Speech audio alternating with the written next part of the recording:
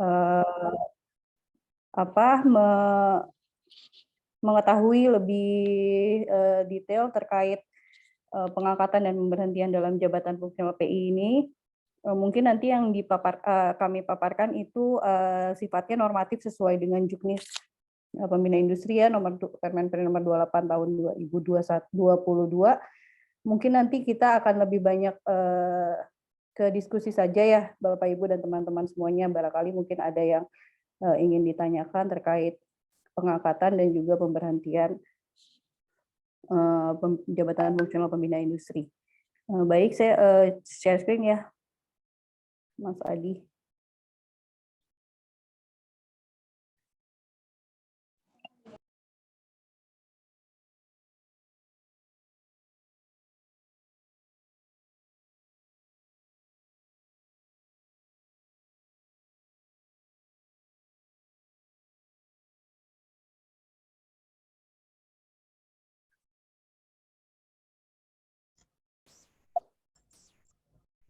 Sudah terlihat ya?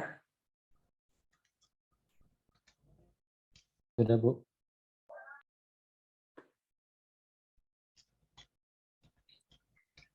Baik, Bapak dan Ibu, serta teman-teman semuanya, mungkin di series yang pertama yang disampaikan oleh Pak Taufik sudah disampaikan ya secara gamblang tentang apa sih jabatan fungsional pembina industri itu. Jadi mungkin sedikit nanti kami akan sampaikan lagi sedikit tentang overview, namun lebih kita fokuskan pada tema sesuai pada pagi hari ini, yaitu tentang pengangkatan dan pemberhentian untuk jabatan fungsional pembina industri.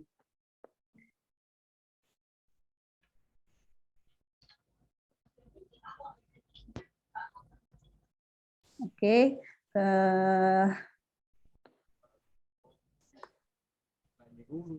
pengangkatan dalam jabatan fungsional secara umum ini kalau di PP 11 itu terdiri dari pengangkatan pertama, perpindahan dari jabatan lain, dan juga melalui penyesuaian atau melalui in-passing. Kemudian ini juga sekilas kalau di jabatan fungsional itu ada jenjang, itu kemudian ada tanggung jawab dan juga akuntabilitas, persyaratan pengangkatan, juga pelantikan, pengambilan sumpah, dan pemberhentian.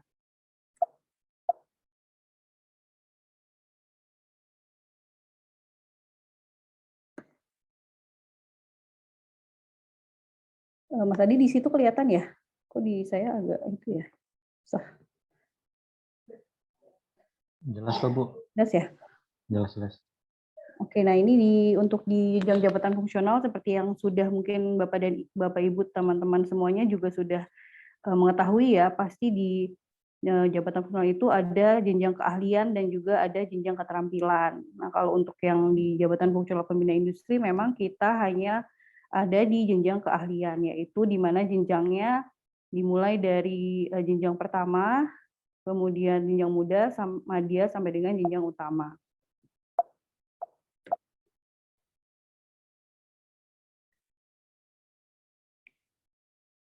Tadi seperti yang sudah ada kami sampaikan juga untuk pengangkatan dalam jabatan fungsional, ini untuk pengangkatan pertama yaitu pengisian melalui formasi CPNS. Kemudian untuk perpindahan dari jabatan lain ini perpindahan baik dari jabatan struktural, jabatan fungsional maupun dari pelaksana ke jabatan fungsional.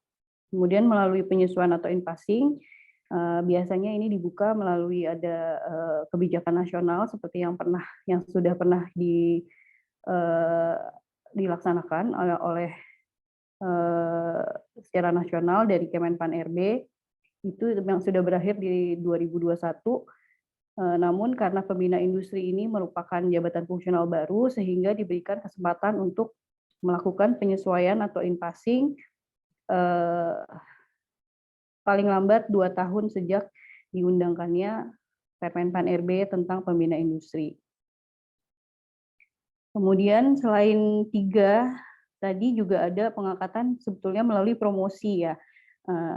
Dan kemudian ada juga di sini kebetulan dibuka juga peluang sebetulnya pengangkatan jabatan fungsional melalui P3K. Jadi ada beberapa jabatan yang memang bisa diisi oleh kedepannya bisa diisi oleh selain dari CPNS, ya selain PNS, itu juga dapat diisi oleh jabatan P3K atau pegawai pemerintah dengan perjanjian kerja. Nah, ini ada juga ada sebetulnya syarat pengangkatan jabatan fungsional secara normatif. Jadi memang harus yang pertama itu yang paling penting harus ada formasinya. Kemudian untuk diangkat dalam jabatan fungsional juga statusnya harus PNS. Kemudian ada syarat kesehatan juga, kemudian kualifikasi pendidikan juga diatur biasanya di Permenpan masing-masing Japfung, dan di pembina industri ini juga untuk pengangkatan pertama dan perpindahan khususnya itu ada kualifikasi pendidikan yang dipersyaratkan. Nah, kemudian ini integritas dan moralitas ini memang merupakan salah satu syarat yang normatif ya, Bapak Ibu teman-teman. Jadi ini merupakan sikap integritas dan moralitas yang baik supaya bisa diangkat ke dalam jabatan fungsional. Kemudian untuk diangkat dalam jabatan fungsional juga harus melalui uji kompetensi. Jadi harus mengikuti dan lulus dalam uji kompetensi. Kemudian juga setelah itu kinerjanya harus baik dan juga tentunya selaras dengan pencapaian angka kreditnya. Kemudian ada juga syarat-syarat lain yang biasanya setiap Japfung itu memiliki persyaratan lainnya sesuai dengan kebijakan dari instansi pembina masing-masing. Seperti itu. Jadi kemudian juga yang menjadi syarat pengangkatan dalam jabatan fungsional itu setelah pejabat fungsional itu mendapatkan istilahnya keputusan ya, surat keputusan itu untuk pengangkatan itu memang di SK pengangkatan jabatan fungsional maupun di baik pengangkatan pertama maupun dari perpindahan ataupun melalui inpassing itu salah satu syaratnya bahwa yang SK tersebut atas nama tersebut sudah sah untuk diangkat dalam jabatan setelah dilakukannya pelantikan atau pengambilan sumpah. Baik. Kemudian secara normatif ini juga mungkin Bapak Ibu teman-teman juga sudah sedikit banyak tahu ya tentang BUP pejabat fungsional. Ini untuk pejabat fungsional ahli pertama, untuk pejabat ahli pertama, ahli muda, dan juga untuk keterampilan ini sama dengan ASN atau PNS pada umumnya ya di 58 tahun, tapi kalau sudah sampai ke jenjang madya itu ada penambahan 2 tahun, jadi ada 60 tahun untuk BUP-nya. Dan kemudian untuk pejabat fungsional ahli utama 65 tahun. Nah, ini secara normatif memang batas usia pensiun jabatan fungsional ini seperti ini ya Bapak Ibu teman-teman. Jadi kecuali ada beberapa memang beberapa jabatan fungsional yang memiliki undang-undang tersendiri terkait batas usia pensiunnya, seperti misalnya peneliti dan prekayasa itu agak berbeda dengan aturan jabatan fungsional BUP, jabatan fungsional secara umum. Jadi dia punya undang-undang tersendiri, sehingga untuk ahli utama itu bisa sampai 70 tahun. Dan untuk ahli madianya 65 tahun. Seperti itu. Kemudian secara normatif juga untuk pemberhentian jabatan fungsional ini ada 6 alasan ya Bapak dan Ibu.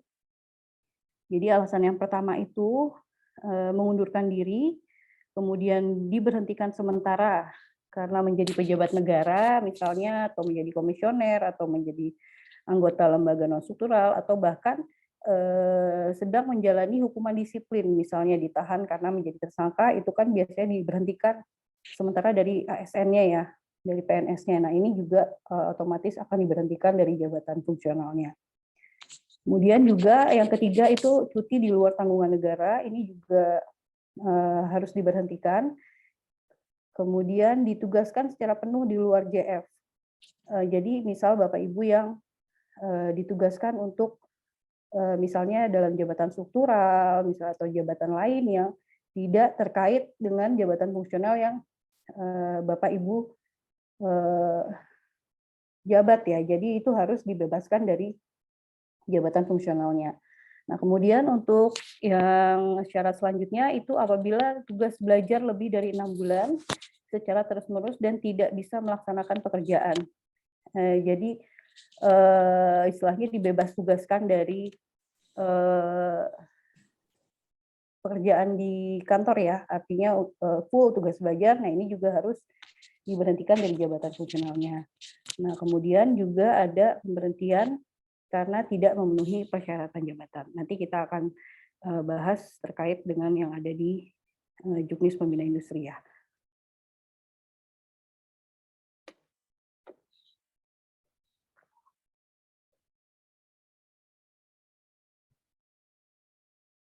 Nah, ini Bapak Ibu, kita langsung masuk ke apa yang ada di petunjuk teknis jabatan fungsional pembina industri, yaitu melalui Permen Perin nomor 28 tahun 2022.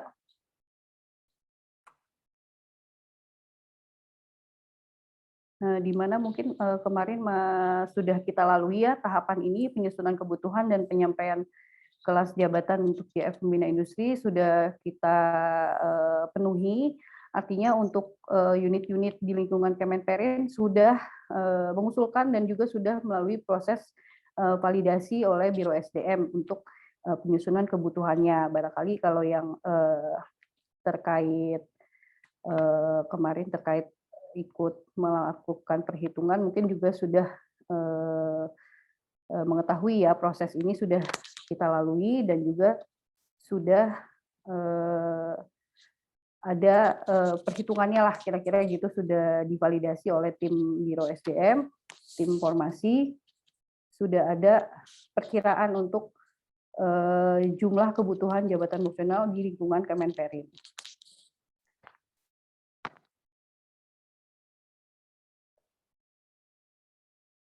Nah, kemudian juga yang satu surat lagi terkait jabatan fungsional pembina industri ini yang juga sedang berjalan prosesnya pada saat ini, yaitu adalah pengangkatan dalam jabatan fungsional pembina industri melalui penyesuaian atau in-passing. Jadi mungkin Bapak, Ibu, dan teman-teman yang hadir di sini, salah satunya juga mungkin adalah yang mendaftar dalam proses in-passing ini ya.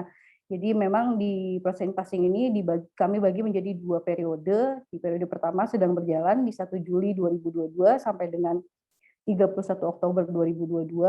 Kemudian nanti untuk tahap kedua, untuk periode kedua itu akan kita buka kembali di 1 Januari 2023 sampai dengan 30 April 2023. Di mana nanti periode seleksi untuk pengangkatan melalui penyesuaian ini kita akan melakukan seleksi administrasi, portofolio, dan juga wawancara untuk pelaksanaan pengangkatan jabatan fungsional pembina industri melalui penyesuaian atau in-passing ini. Baik, ini mungkin outline ya, sekilas outline Permen Perin 28 tahun 2022 tentang Juknis Jabatan Fungsional Pembina Industri yang pada saat ini akan kita bahas sesuai dengan tema yang telah ditentukan oleh PIC webinar, yaitu yang di bab 5 dan juga di bab 13. Jadi nanti kita akan lebih fokus membahas tentang pengangkatan dalam jabatan dan juga pemberhentian serta pengangkatan kembali. Untuk yang lainnya nanti mungkin akan disampaikan ya di seri selanjutnya nih, yang pamungkas mungkin nanti barangkali ini paling seru juga ya, karena kan ini yang di akhir itu ada tentang penetapan angka kredit. Jadi mungkin nanti ada teman-teman pembina industri yang sudah memangku jabatan pembina industri tapi mungkin masih bingung untuk gimana sih caranya untuk mengusulkan angka kredit, gimana sih penilaiannya. Nah, itu nanti agar hadir juga mungkin di webinar di tanggal 24 Agustus di webinar pamungkas lah. Seperti itu, jangan lupa. Nah, kemudian ini mungkin kita sekilas ya tadi mengenai penyusunan kebutuhan. Ini memang nanti penyusunan kebutuhan ini menjadi acuan bagi instansi pembina, yaitu Kemenperin, untuk membuat pedoman perhitungan formasi JF Pembina Industri yang menjadi binaannya. Jadi memang kenapa kita harus membuat pedoman, karena kita instansi pembina, adalah salah satu tugasnya yaitu menyiapkan pedoman penyusunan kebutuhan. Jadi nanti pedoman itulah yang akan digunakan oleh seluruh instansi pengguna di seluruh Indonesia, ya bisa dibilang seperti itu, untuk menyusun kebutuhan jabatan fungsional pembina industri apabila instansi yang bersangkutan atau instansi pengguna tersebut ingin melakukan pengangkatan dalam jabatan fungsional pembina industri. Jadi memang untuk semua pengangkatan itu dasarnya adalah tersedianya kebutuhan, sehingga memang harus yang paling pertama itu adalah disusun kebutuhannya sesuai dengan pedoman perhitungan formasi pembina industri yang sudah sebetulnya sudah bisa dibaca di Juknis, ya, di Juknis Permenpri nomor 28 tahun 2022 tentang penyusunan kebutuhan. Itu ada pasal tersendiri, dan juga di lampirannya itu ada di lampiran kedua itu secara detail membahas tentang perhitungannya.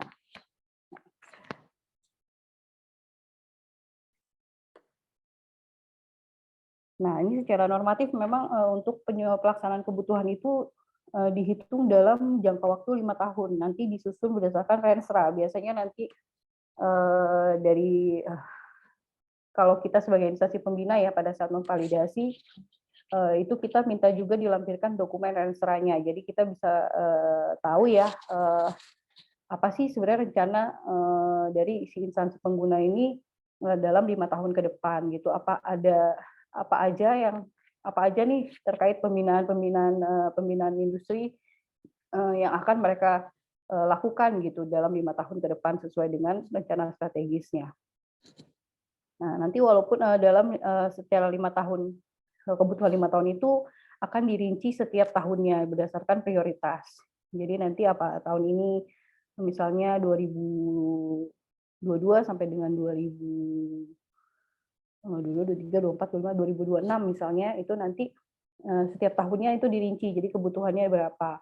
Kalau di 5 tahunnya itu mungkin secara gelondongannya nanti dirinci lagi berdasarkan tahun per tahun. Jadi nanti misal mau mengangkat P3K gitu, atau mau mengangkat melalui in-passing atau melalui perpindahan dari jabatan lain. Nah, itu yang dijadikan dasar untuk instansi pembina dalam memberikan rekomendasi.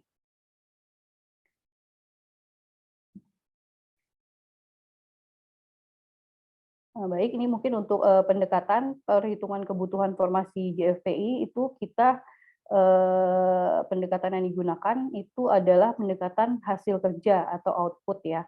Jadi kalau jabatan fungsional yang mungkin dibentuk sebelum tahun 2020, ya, 2020 itu rata-rata masih menggunakan hasil kerjanya itu secara proses. Jadi masih by proses, yaitu misalnya untuk membuat satu kebijakan industri nanti ada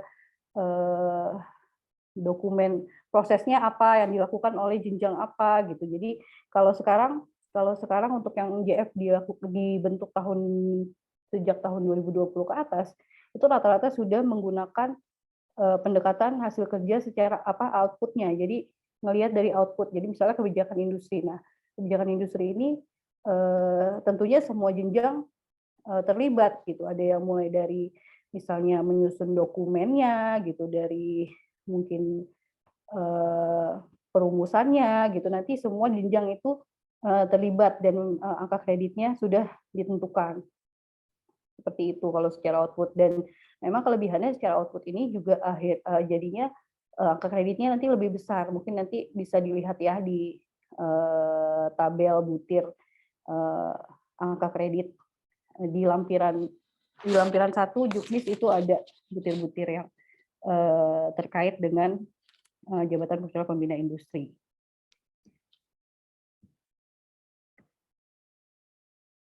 Nah, ini juga salah satu perbedaan dari rumus perhitungan untuk kebutuhan. Selain dari yang tadi saya sampaikan adalah berdasarkan output, juga yang menjadi perbedaan itu adalah dengan menggunakan metode SKR. Jadi memang SKR itu adalah standar kemampuan rata-rata, dan juga ada di sini dihitung juga diperhitungkan juga kontribusi, persentase kontribusinya. Mungkin untuk jelasnya, jadi nanti kalau di Juknis itu kita sudah ada tabelnya. Jadi memang kalau kita membaca sekilas ya di Juknis terkait penyusunan kebutuhan itu agak rumit ya rumus-rumusnya. Tapi sebetulnya kalau Bapak Ibu ingin menyusun kebutuhan itu sebetulnya sudah bisa dikatakan lebih simpel ya dibanding kita menyusun kebutuhan JF di sebelum-sebelumnya jika menggunakan seperti yang uraian tugas jabatan ya. Jadi per jenjang gitu, misalnya pertama melakukan apa terus kita petakan angka kreditnya, kemudian volumenya, kemudian nanti muncul berapa kebutuhannya. Nah, kalau di perhitungan kebutuhan dengan menggunakan metode SKR ini yang di Jabatan Fungsional Pembina Industri, jadi SKR-nya itu sudah ditentukan jadi oleh instansi pembina, jadi oleh Kemenperin ya. Jadi pada saat kita akan melakukan proses pada saat kita ingin membuat pedoman untuk penyusunan kebutuhan itu sudah dilakukan uji petik. Jadi terhadap waktu itu kita ada beberapa wilayah ya, Jogja, ada Tangerang, dan juga ada Semarang, dan beberapa wilayah lainnya itu, sehingga bisa diambil suatu dari sampel yang ada itu bisa ditarik, bisa dihitung, ada rumusnya. Jadi repotnya tuh udah di awal lah bisa dibilang gitu ya. Jadi untuk menentukan SKR itu sudah repot di awal, jadi masing-masing output nih kita sudah ketemu SKR-nya. Jadi SKR itu yang menentukan memang instansi pembina. Jadi sudah given istilahnya ya. Jadi nanti dari unit pengguna atau unit pengguna di Kemenperin kan juga bisa sebagai unit instansi pengguna ya. Jadi misalnya bagi teman-teman di direktorat mungkin atau di biro pusat atau di badan gitu yang ingin tertarik untuk masuk ke Jabatan Fungsional Pembina Industri kan pasti unitnya harus menyusun kebutuhan. Nah, ini hanya menginput volumenya saja. Jadi nanti dari instansi pengguna tuh hanya tinggal menginput volume. Jadi hasil kerja sudah kita tentukan apa aja yang dihitung volumenya, SKR sudah ditentukan juga, kontribusi juga sudah, nanti tinggal masukin volume, nanti langsung ketemu kebutuhannya berapa. Sebetulnya lebih simpel. Ya, nanti ini tadi ya volume kegiatan yang harus diinput, nanti bentuknya macam-macam ya, bisa bentuknya laporan, rekomendasi. Kalau teman-teman di Direktorat Jenderal kan biasanya ada laporan-laporan gitu, atau ada hasil kajian, atau ada mengeluarkan rekomendasi dan lain sebagainya. Kemudian ini untuk mengisi volume gimana sih acuannya gitu ya. Nah, ini minimal frekuensi atau volume yang di input ke dalam penyusunan kebutuhan itu adalah 2 tahun sebelumnya atau 2 tahun yang namanya proses hasil yang kita didapatkan oleh instansi pengguna selama 2 tahun berjalan, atau bisa juga untuk proyeksi tahun selanjutnya atau tahun berjalan. Seperti itu. Nah, ini tadi yang juga sudah sekilas saya ceritakan ya, tentang kontribusi, SKR, ini sudah ditentukan oleh instansi pembina, kemudian instansi pengguna tinggal memasukkan saja volume kegiatannya, outputnya.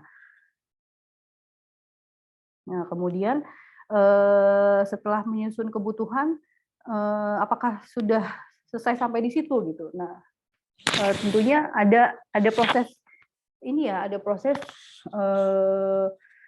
yang harus dilalui lagi gitu untuk bisa mendapatkan bisa dikatakan penyusunan kebutuhan itu sudah sah gitu ya. Jadi memang dari instansi pembina ini untuk penyusunan kebutuhan dari instansi pengguna nanti mengirimkan ke dari PPK instansi pengguna. Kalau dari kita sih bisa dari JPT Madianya ya, ditujukan kepada Menteri Perindustrian, CQ, Sekretaris Jenderal. Nah, ini nanti sesuai amanat dari Juknis di Biro SDM yang akan memvalidasi untuk usulan kebutuhan itu. Nah, kemudian setelah itu, setelah sudah divalidasi, kita sudah konfirmasi, sudah mendapatkan perhitungan yang tepat, kemudian instansi pembina akan memberikan rekomendasi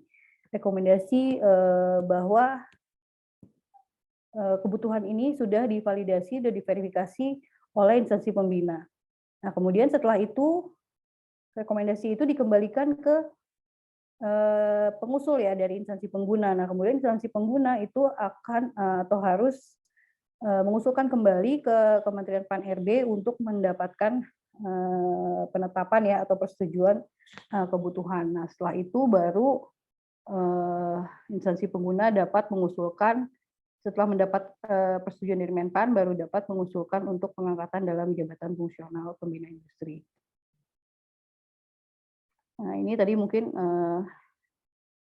standar kemampuan rata-rata diperoleh dari uji beban kerja, tadi uji petik, juga menggunakan pendekatan tugas didasarkan pada yang menjadi lokus dari suatu jenjang jabatan fungsional. Di sini ada rumusnya ya, dari jam kerja efektif dibagi dari jumlah waktu penyelesaian butir kegiatan, baik dari jenjang ahli pertama sampai dengan ahli utama. Nah, ini sampai bisa ketemu nanti tadi SKR-nya untuk tiap output ya. Kontribusi juga ini mungkin nanti bisa dipelajari ya di Juknis, tapi sebetulnya nggak usah dipelajari juga karena ini sudah dihitung oleh instansi pembina, jadi sudah aman. Nah, kemudian masuk ke ini ya, inti dari tema pada pagi hari ini, yaitu pengangkatan JF pembina industri. Nah, kemudian ini mungkin yang pertama sebelum kita masuk ke pengangkatan, untuk penetapan pengangkatan dalam jabatan fungsional pembina industri, ini untuk ahli utama itu nanti ditetapkan oleh Presiden. Jadi memang untuk ahli utama mungkin secara realnya gitu ya, ahli utama itu nanti SK-nya itu Kepres, bukan SK Menteri, seperti mungkin yang biasa kita dapatkan ya untuk jabatan fungsional itu dari Menteri Perindustrian. Tapi kalau untuk ahli utama ini memang ditetapkannya melalui keputusan Presiden. Kemudian untuk JF pembina industri dari ahli pertama sampai dengan ahli madya ini bisa ditetapkan oleh pejabat pembina kepegawaian instansi masing-masing. Jadi nanti kalau di kita di pembina industri untuk di lingkungan Kemenperin itu nanti untuk SK-nya baik dari SK pengangkatan, misalnya SK kenaikan jenjang, pemberhentian dan lain sebagainya, itu nanti dari ahli pertama sampai dengan ahli madya itu yang menerbitkan adalah Menteri Perindustrian, sesuai dengan nanti pendelegasian kewenangan sesuai jenjangnya masing-masing ya. Baik, mungkin ini sudah tadi sekilas disampaikan ya, dalam pengangkatan dalam jabatan fungsional pembina industri ini ada melalui 4 jalur.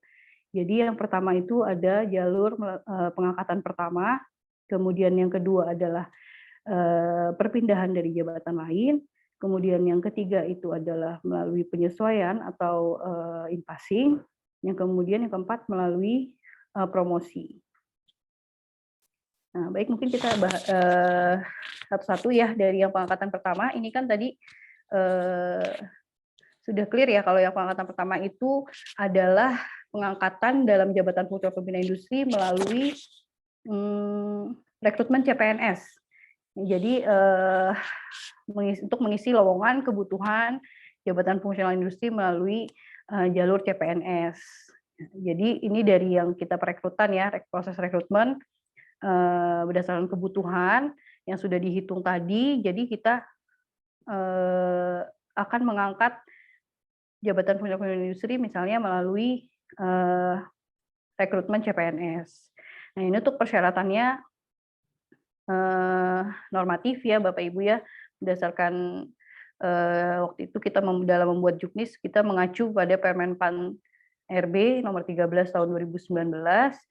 Itu yang pertama berstatus PNS, kemudian memiliki integritas dan moralitas yang baik, sehat jasmani dan rohani, berijazah paling rendah S1 atau D4, dan nilai prestasi kerja paling rendah bernilai baik dalam 1 tahun terakhir. Jadi memang dalam ketentuan pengangkatan pertama ini, memang yang bersangkutan sudah direkrut dalam jabatan fungsional pembina industri ya. Jadi pada saat direkrut sebagai CPNS, dia sudah memiliki jabatan pembina industri.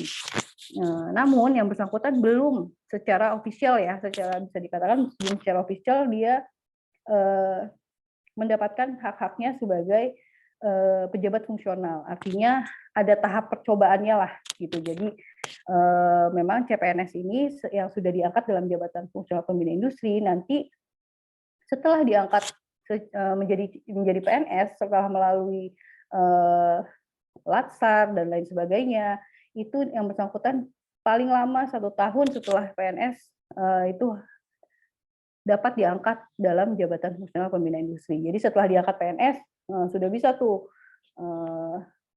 mengusulkan untuk pengangkatan dalam jabatan fungsional pembina industri. Nah, kemudian ini angka kredit untuk pengangkatan pertama itu untuk angka kreditnya memang walaupun diangkatnya setelah setelah 1 tahun setelah diangkat PNS, tapi untuk mengklaim angka kreditnya masih bisa yang dari CPNS itu bisa diklaim ya untuk angka kreditnya untuk khusus yang dari jalur pengangkatan pertama atau melalui jalur CPNS. Nah, kemudian apalagi setelah sudah diangkat nih, kalau dulu kan kita pengangkatan pertama itu harus sudah ikut diklat teknis untuk jabatan fungsionalnya ya. Kemudian kalau untuk sejak ada Permenpan nomor 13 tahun 2019 itu pejabat fungsional itu bisa menduduki jabatan terlebih dahulu, baru kemudian ikut diklat. Jadi istilahnya duduk dulu baru pendidikan gitu. Jadi duduk dulu baru duduk dalam jabatan, baru ikut dalam pendidikan teknisnya dalam jabatan fungsional tersebut. Jadi di PI juga seperti itu. Jadi setelah diangkat dalam jabatan fungsional, misalnya dari CPNS, kemudian PNS, kemudian diangkat jadi PI, kemudian setelah 3 tahun sejak pengangkatan, itu sudah harus mengikuti dan lulus untuk diklat fungsionalnya. Jadi untuk diklat teknisnya ya, pembina industri. Jadi sudah 3 tahun maksimal sudah harus lulus dan mengikuti dan lulus. Nah, gimana nih kalau yang nggak lulus? Jadi kalau untuk yang tidak lulus diklat, nah itu konsekuensinya mungkin kalau misalnya di jenjang, karena kan kalau CPNS biasanya di jenjang pertama ya, S1 atau D4 ya. Dari 3A ke 3B itu karena masih dalam satu jenjang pertama, jadi mungkin masih bisa untuk naik pangkat ke 3B. Tapi kalau dia belum mengikuti atau belum lulus dalam diklat fungsional teknis fungsional pembina industri, yang bersangkutan itu tidak bisa diangkat untuk di jenjang yang lebih tinggi.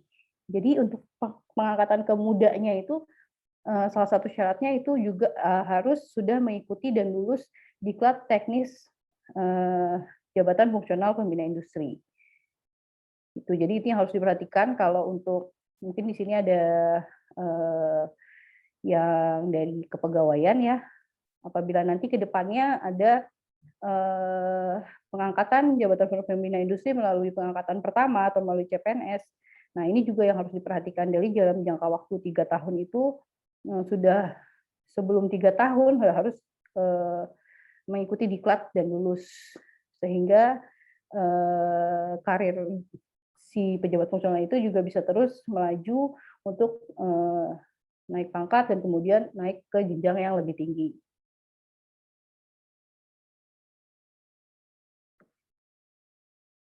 Nah, tadi seperti yang sudah saya sampaikan, yang di persyaratan tadi di atas itu salah satunya kan ada kualifikasi pendidikan ya. Jadi memang untuk di pengangkatan pertama melalui CPNS ini sudah diatur di Juknis terkait apa sih kualifikasi pendidikan yang bisa gitu masuk untuk di mekanisme pengangkatan pertama. Jadi untuk di teknik dan untuk di teknik nih atau rekayasa ini hampir semua teknik nih mencakup ya kalau di pembinaan industri ya. Ada teknik industri, elektro, teknik mesin, kelautan, perkapalan, sipil, instrumentasi, kontrol fisika, kimia, biosistem, informatika juga ada, dirgantara, tekstil, dan lain sebagainya. Nah, juga ada beberapa kualifikasi pendidikan yang sifatnya lebih umum ya, non teknis gitu. Jadi ini juga ada bisa dari perencanaan, bisa dari MIPA, bisa dari statistik dan sains data, dari pangan juga bisa, dari perikanan, dari pertanian, bahkan dari ekonomi, dari hukum, psikologi, ini juga bahasa dan sastra, hubungan internasional dan kebijakan publik. Nah, ini juga yang harus diperhatikan untuk Bapak Ibu mungkin dari unit kerja di pegawaian jika ingin mengusulkan untuk pengangkatan pertama, mengusulkan untuk mengisi jabatan fungsional pembina industri melalui mekanisme pengangkatan pertama, ini juga salah satu yang harus diperhatikan terkait kualifikasi pendidikan. Disesuaikan juga dengan kebutuhan ya, jadi kebutuhan dari unit kerja Bapak dan Ibu semuanya ya, untuk menentukan persyaratannya apa saja nih kira-kira yang mungkin masuk dan cocok untuk menjadi pembina industri di unit kerja Bapak dan Ibu. Nah, kemudian mekanisme yang kedua untuk pengangkatan dalam jabatan fungsional itu juga ada namanya mekanisme perpindahan dari jabatan lain. Nah, perpindahan dari jabatan lain ini apa sih biasanya suka dari JF ke JF gitu ya. Nah, sebetulnya nggak hanya dari JF ke JF. Jadi dari pelaksana itu kan juga jabatan ya. Biasanya pelaksana itu kan juga ada jabatannya gitu, entah misalnya analis data gitu, atau pengelola kepegawaian, atau penyusun laporan, misalnya itu kan adalah jabatan. Jadi itu juga termasuk dalam pengangkatan dalam jabatan fungsional yang dikatakan melalui mekanisme perpindahan dari jabatan lain. Jadi tidak hanya terbatas dari JF ke JF saja, tapi bisa juga dari jabatan pelaksana atau dari jabatan struktural itu ke jabatan fungsional pembina industri. Nah, untuk persyaratannya ini juga sebetulnya normatif, sangat normatif untuk mekanisme perpindahan dari jabatan lain. Cuma mungkin yang berbeda di perpindahan dari jabatan lain dengan pengangkatan pertama itu adalah yang bersangkutan sebelum mengusulkan untuk berpindah dari jabatannya sekarang ke jabatan pembina industri, itu harus mengikuti dan lulus uji kompetensi teknis, manajerial, dan kompetensi sosial kultural. Nah, kalau yang di CPNS tadi kan proses uji kompetensinya sudah dilakukan pada saat yang bersangkutan akan masuk ya ke Kemenperin. Melalui jalur CPNS itu sudah melakukan berbagai asesmen dan uji kompetensi. Nah, itu jadi makanya untuk diangkat dalam jabatan fungsional di pengangkatan pertama tadi tidak mempersyaratkan lagi untuk uji kompetensi. Nah, kalau dari perpindahan dari jabatan lain, ini mempersyaratkan adanya mengikuti dan lulus uji kompetensi. Jadi nanti Bapak Ibu yang mengusulkan setelah ada kebutuhan, kemudian dari kualifikasi pendidikan sudah cocok, dan kemudian jenjang pendidikan ini juga agak berbeda ya di perpindahan itu. Untuk yang jenjang pertama dan muda itu bisa dari S1 atau D4, tapi untuk kemadya dan utama itu memang minimal dipersyaratkannya adalah S2. Kemudian yang selanjutnya juga yang penting juga itu harus memiliki pengalaman dalam pelaksanaan tugas di bidang pembinaan industri, paling singkat 2 tahun. Jadi minimal banget pengalamannya 2 tahun deh di bidang pembinaan industri. Semakin banyak semakin bagus. Jadi semakin banyak nanti semakin bagus karena jadi pada saat tim penilai melakukan penilaian terhadap usulan, nanti kan usulannya Bapak Ibu dan teman-teman juga nanti di usulannya kan melampirkan juga ini ya, selain pengalaman juga nanti melampirkan ada bukti fisiknya ya. Jadi ada bukti fisik yang dilampirkan kayak seperti kita mau mengajukan dupak ya, seperti mengajukan dupak pada umumnya, tapi ini kita baru mulai. kita baru mau mulai istilahnya baru mulai mau mengusulkan, tapi kita juga sudah melampirkan bukti-bukti bahwa kita sudah melakukan kegiatan di bidang pembinaan industri minimal 2 tahun. Jadi semakin banyak nanti semakin banyak pengalaman yang Bapak Ibu usulkan, yang Bapak Ibu lampirkan bukti-bukti fisiknya, itu nanti akan sangat mempengaruhi dalam tim penilai untuk menentukan angka kreditnya. Jadi angka kreditnya ditentukan sekian. Dengan angka kredit sekian, berarti berdasarkan pengalaman itu yang bersangkutan bisa direkomendasikan untuk diangkat dalam jenjang tertentu. Seperti itu. Jadi nanti akan kita bahas yang melalui passing ya. Jadi kalau untuk di perpindahan dari jabatan lain memang persyaratannya agak lebih berat dari passing ya. Karena ya itu tadi dalam penentuan angka kreditnya itu nanti sangat berpengaruh dari pengalaman Bapak Ibu. Jadi memang pengangkatan perpindahan dan passing ini mirip-mirip ya sebetulnya. Jadi cuma yang membedakan itu dari persyaratannya memang kalau perpindahan itu lebih berat. Jadi memang kalau kita mungkin Bapak Ibu bisa mungkin setelah mengikuti webinar ini sudah mendapatkan pencerahan nih gitu, bisa dipertimbangkan nih, maksudnya lebih menguntungkan saya mengikuti PI melalui perpindahan atau melalui passing ya gitu. Nah karena kan kalau di perpindahan ini kita sangat melihat dari untuk menentukan angka kreditnya kita melihat dari pengalaman tadi. Jadi semakin banyak pengalaman dan yang dilampirkan bukti fisiknya itu akan semakin banyak juga tentunya untuk tim penilai memberikan angka kredit untuk Bapak dan Ibu. Sehingga mungkin aja gitu misalnya angkatnya 3B nih, gitu kan berarti kalau di secara normatifnya itu ada di jenjang pertama ya, 3A, 3B. Nah, tapi secara pengalaman yang dilampirkan gitu ternyata angka kreditnya itu sudah setara dengan angka kredit untuk jenjang muda gitu. Jadi itu tidak menutup kemungkinan kalau melalui perpindahan itu antara pangkat regulernya dengan jenjang jabatannya itu bisa berbeda gitu, bisa lebih tinggi gitu. Tapi sebaliknya juga bisa lebih rendah. Misalnya yang bersangkutan 3D gitu ya, muda gitu. Nah, ternyata pada saat dilakukan verifikasi dan penilaian oleh tim penilai, ternyata pengalamannya itu setelah dikonversikan ke dalam bentuk angka kredit itu setara dengan di jenjang pertama misalnya gitu. Nah, itu juga dimungkinkan di perpindahan dari jabatan lain. Jadi itu yang harus mungkin nanti Bapak Ibu pahami dulu gitu.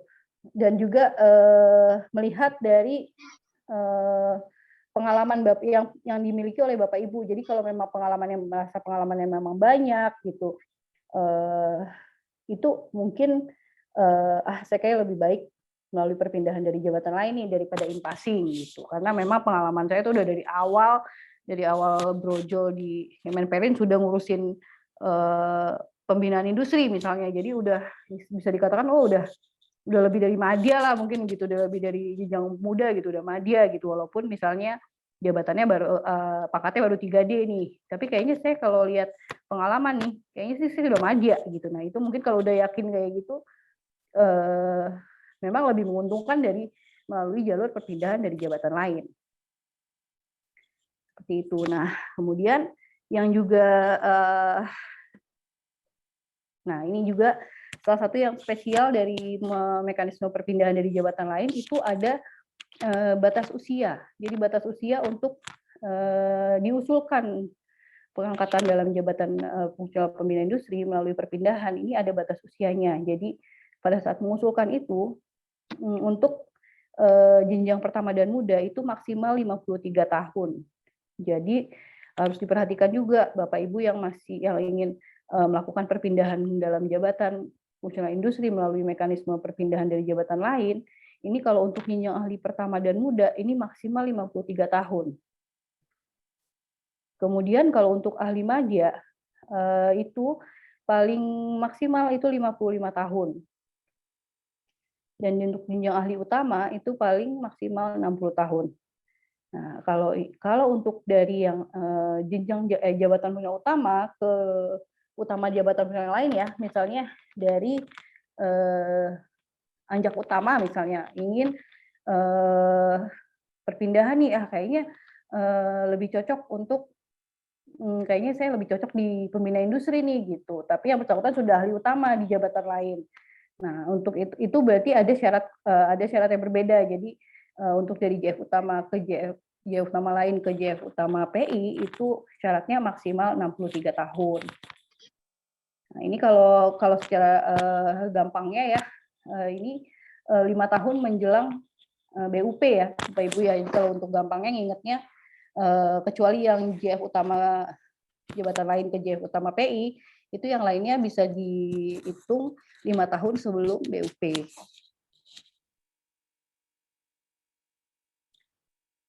Nah, ini juga seperti yang pengangkatan pertama dari perpindahan dari jabatan lain, ini juga ada syarat kualifikasi pendidikan yang dipersyaratkan ya untuk mengisi jabatan fungsional pembina industri melalui jalur perpindahan dari jabatan lain. Nah, ini seperti yang dari sarjana atau diploma, untuk yang ahli pertama atau ahli muda, ini semua bidang sarjana atau diploma bidang teknik itu bisa masuk ke pembina industri melalui perpindahan. Dari MIPA juga bisa, dari ekonomi, dari pertanian, hukum, manajemen, psikologi, atau kualifikasi pendidikan lain yang relevan dengan tugas JF pembina industri yang ditetapkan oleh instansi pembina. Nah, ini mungkin nanti ke depannya apabila setelah ada perkembangan lebih lanjut ya, misalnya ternyata ada kualifikasi pendidikan lain nih yang ternyata bisa juga atau dibutuhkan untuk mengisi jabatan pembina industri, tapi belum ada di kualifikasi pendidikan yang diatur di Juknis Pembina Industri. Nah, ini nanti dari instansi pembina dapat membuat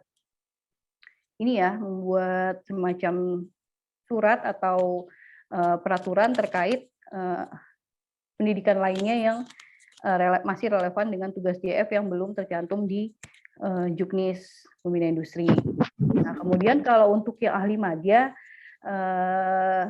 dan ahli utama ini memang sebetulnya sama ya dengan yang di kualifikasi pendidikan sama, tapi memang jenjangnya jenjang S2. Ini untuk JF PI ahli madya yang diangkat melalui perpindahan dan akan naik jenjang ke ahli utama. Itu. Jadi nanti untuk Bapak Ibu yang ingin masuk ke JFPI madya misalnya melalui perpindahan itu minimal S2, harus S2 minimal. Kalau untuk yang jenjang pertama muda itu bisa S1 atau D4. Begitu juga untuk Bapak Ibu yang sudah madya yang ingin naik jenjang ke utama. Nah, itu juga dipersyaratkan sudah harus pendidikannya sudah di jenjang S2. Nah, tadi kan perpindahan. Nah, kalau sekarang ini yang juga sedang dalam proses yang berjalan ini yaitu melalui penyesuaian atau in-passing. Jadi pengangkatan jabatan fungsional pembina industri melalui in-passing. Nah, apa sih bedanya gitu ya dari yang tadi in-passing kan kayak sekilas sebenarnya sama ya. Harus memiliki pengalaman, nih, karena dari secara syaratnya juga harus memiliki pengalaman, berstatus PNS, memiliki integritas yang baik, sehat jasmani rohani, berijazah paling rendah S1 atau D4, dan nilai prestasi kerja paling rendah bernilai baik dalam 2 tahun terakhir. Dan juga sebetulnya sama untuk semua pengangkatan itu yang terpenting adalah harus ada lowongan kebutuhan. Jadi harus tadi yang penyusunan perhitungan kebutuhan itu harus terpenuhi terlebih dahulu. Jadi Bapak Ibu kalau yang di Kemenperin sih seharusnya sudah aman ya karena sudah kita antisipasi terlebih dahulu. Jadi kita sudah sudah mengirimkan surat untuk unit kerja melakukan penyusunan kebutuhan, perhitungan, dan juga sudah dikirimkan ke Biro SDM melalui Pak Sekjen, juga sudah dilakukan validasi, dan juga sepertinya sudah ada gambaran nih untuk untuk yang khusus kita sebagai instansi pengguna ya, jadi kita kan juga berperan sebagai instansi pembina sekaligus juga sebagai instansi pengguna ya untuk kebutuhan PI ini. Nah, kalau yang kebutuhan di internal sih kalau melihat prosesnya sudah aman ya, jadi kita sudah usulkan ke Menpan juga untuk ditetapkan kebutuhan JF Pembina Industri ini. Nah, kemudian yang juga berbeda dari penyesuaian atau in-passing ini, pengangkatan melalui penyesuaian, itu kalau tadi kan batas usia untuk perpindahan kan ditetapkan 5 tahun ya, sebelum batas usia pensiun jenjang jabatan fungsional tersebut. Nah, kalau di in-passing ini, itu sesuai Juknis, kita tetapkan 3 bulan sebelum BUP sudah masih bisa diusulkan untuk mengikuti penyesuaian pengangkatan jabatan fungsional pembina industri melalui in-passing. Jadi bisa dikatakan persyaratannya lebih longgar ya dibanding yang tadi perpindahan. Kalau perpindahan kan harus kita prepare ya 5 tahun sebelum BUP di jenjang jabatan tersebut sudah harus diusulkan. Tapi kalau di in-passing ini 3 bulan sebelum batas usia pensiun masih bisa diusulkan untuk mengikuti pengangkatan ke dalam jabatan fungsional pembina industri melalui penyesuaian. Nah, kemudian untuk penyesuaian in-passing gimana nih untuk menentukan kelulusannya? Nah, untuk kelulusannya itu kita sudah membentuk tim seleksi untuk penyesuaian atau in-passing. Nah, ini nanti di tim seleksi ini untuk in-passing yang akan dilakukan adalah ada 3 hal yang seleksi ya Bapak Ibu. Jadi ada seleksi administrasi, seleksi portofolio, dan juga ada seleksi wawancara. Nah, kemudian dari 3 seleksi ini, apabila semua sudah terpenuhi, nanti kalau memang sudah memenuhi dari pemenuhan dari masing-masing persyaratan ini dan seleksi ini, nanti akan diberikan rekomendasi untuk pengangkatan ke dalam jabatan fungsional pembina industri melalui penyesuaian.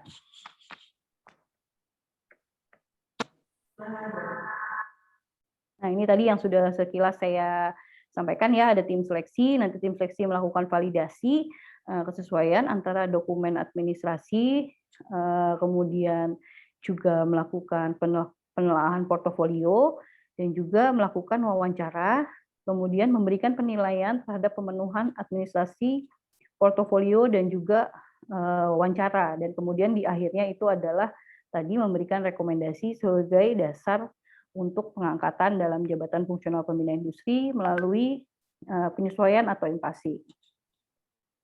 Nah, ini mungkin Bapak Ibu yang di sini yang berminat untuk mengikuti in-passing, yang mungkin tertarik, itu mungkin juga sudah sedikit banyak membaca ya surat edaran dari Menteri Perindustrian ini terkait proses pengangkatan dalam jabatan fungsional pembina industri melalui penyesuaian atau in-passing.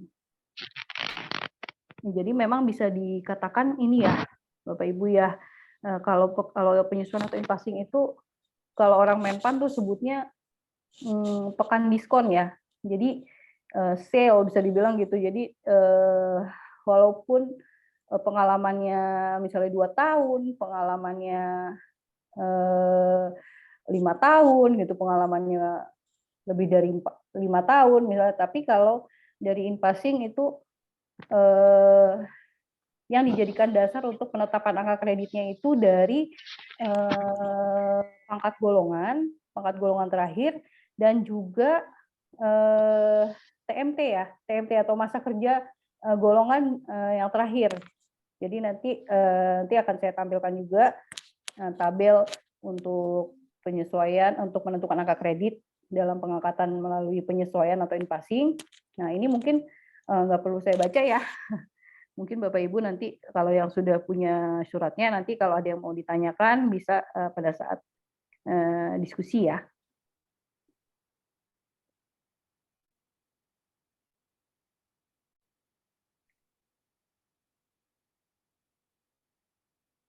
Nah, ini juga mungkin sekilas ya tata cara untuk pendaftarannya. Memang kalau yang sudah beberapa kali mungkin sudah membaca surat edaran ini dan juga sudah berkonsultasi dengan PIC dari proses seleksi passing ini, mungkin juga sudah tahu ya bahwa kalau untuk mengusulkan ke jabatan Pembina PI melalui passing ini ada ini ya tata caranya.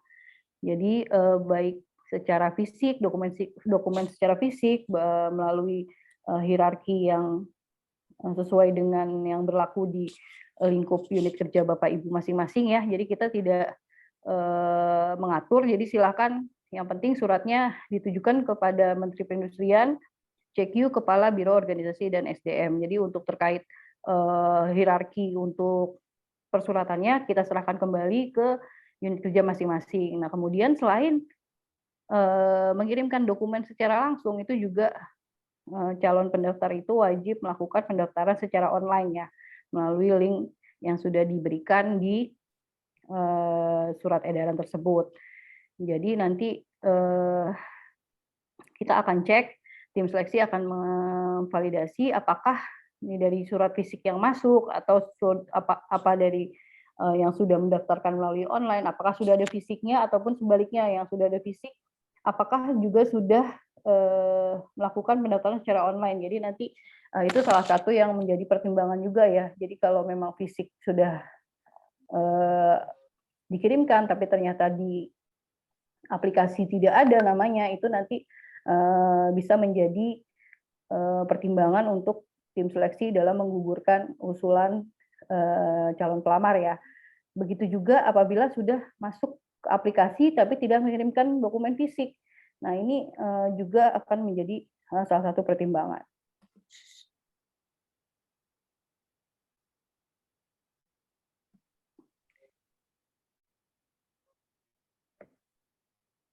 Baik, nah ini untuk mungkin untuk kontak personnya kalau Bapak dan Ibu misalnya di luar webinar ini nanti masih ada hal-hal yang ingin ditanyakan ya, nanti bisa menghubungi dua kontak person kita ini, Mbak Fani Putri dan Ibu Atika, sesuai dengan nomor telepon yang sudah dicantumkan di surat edaran.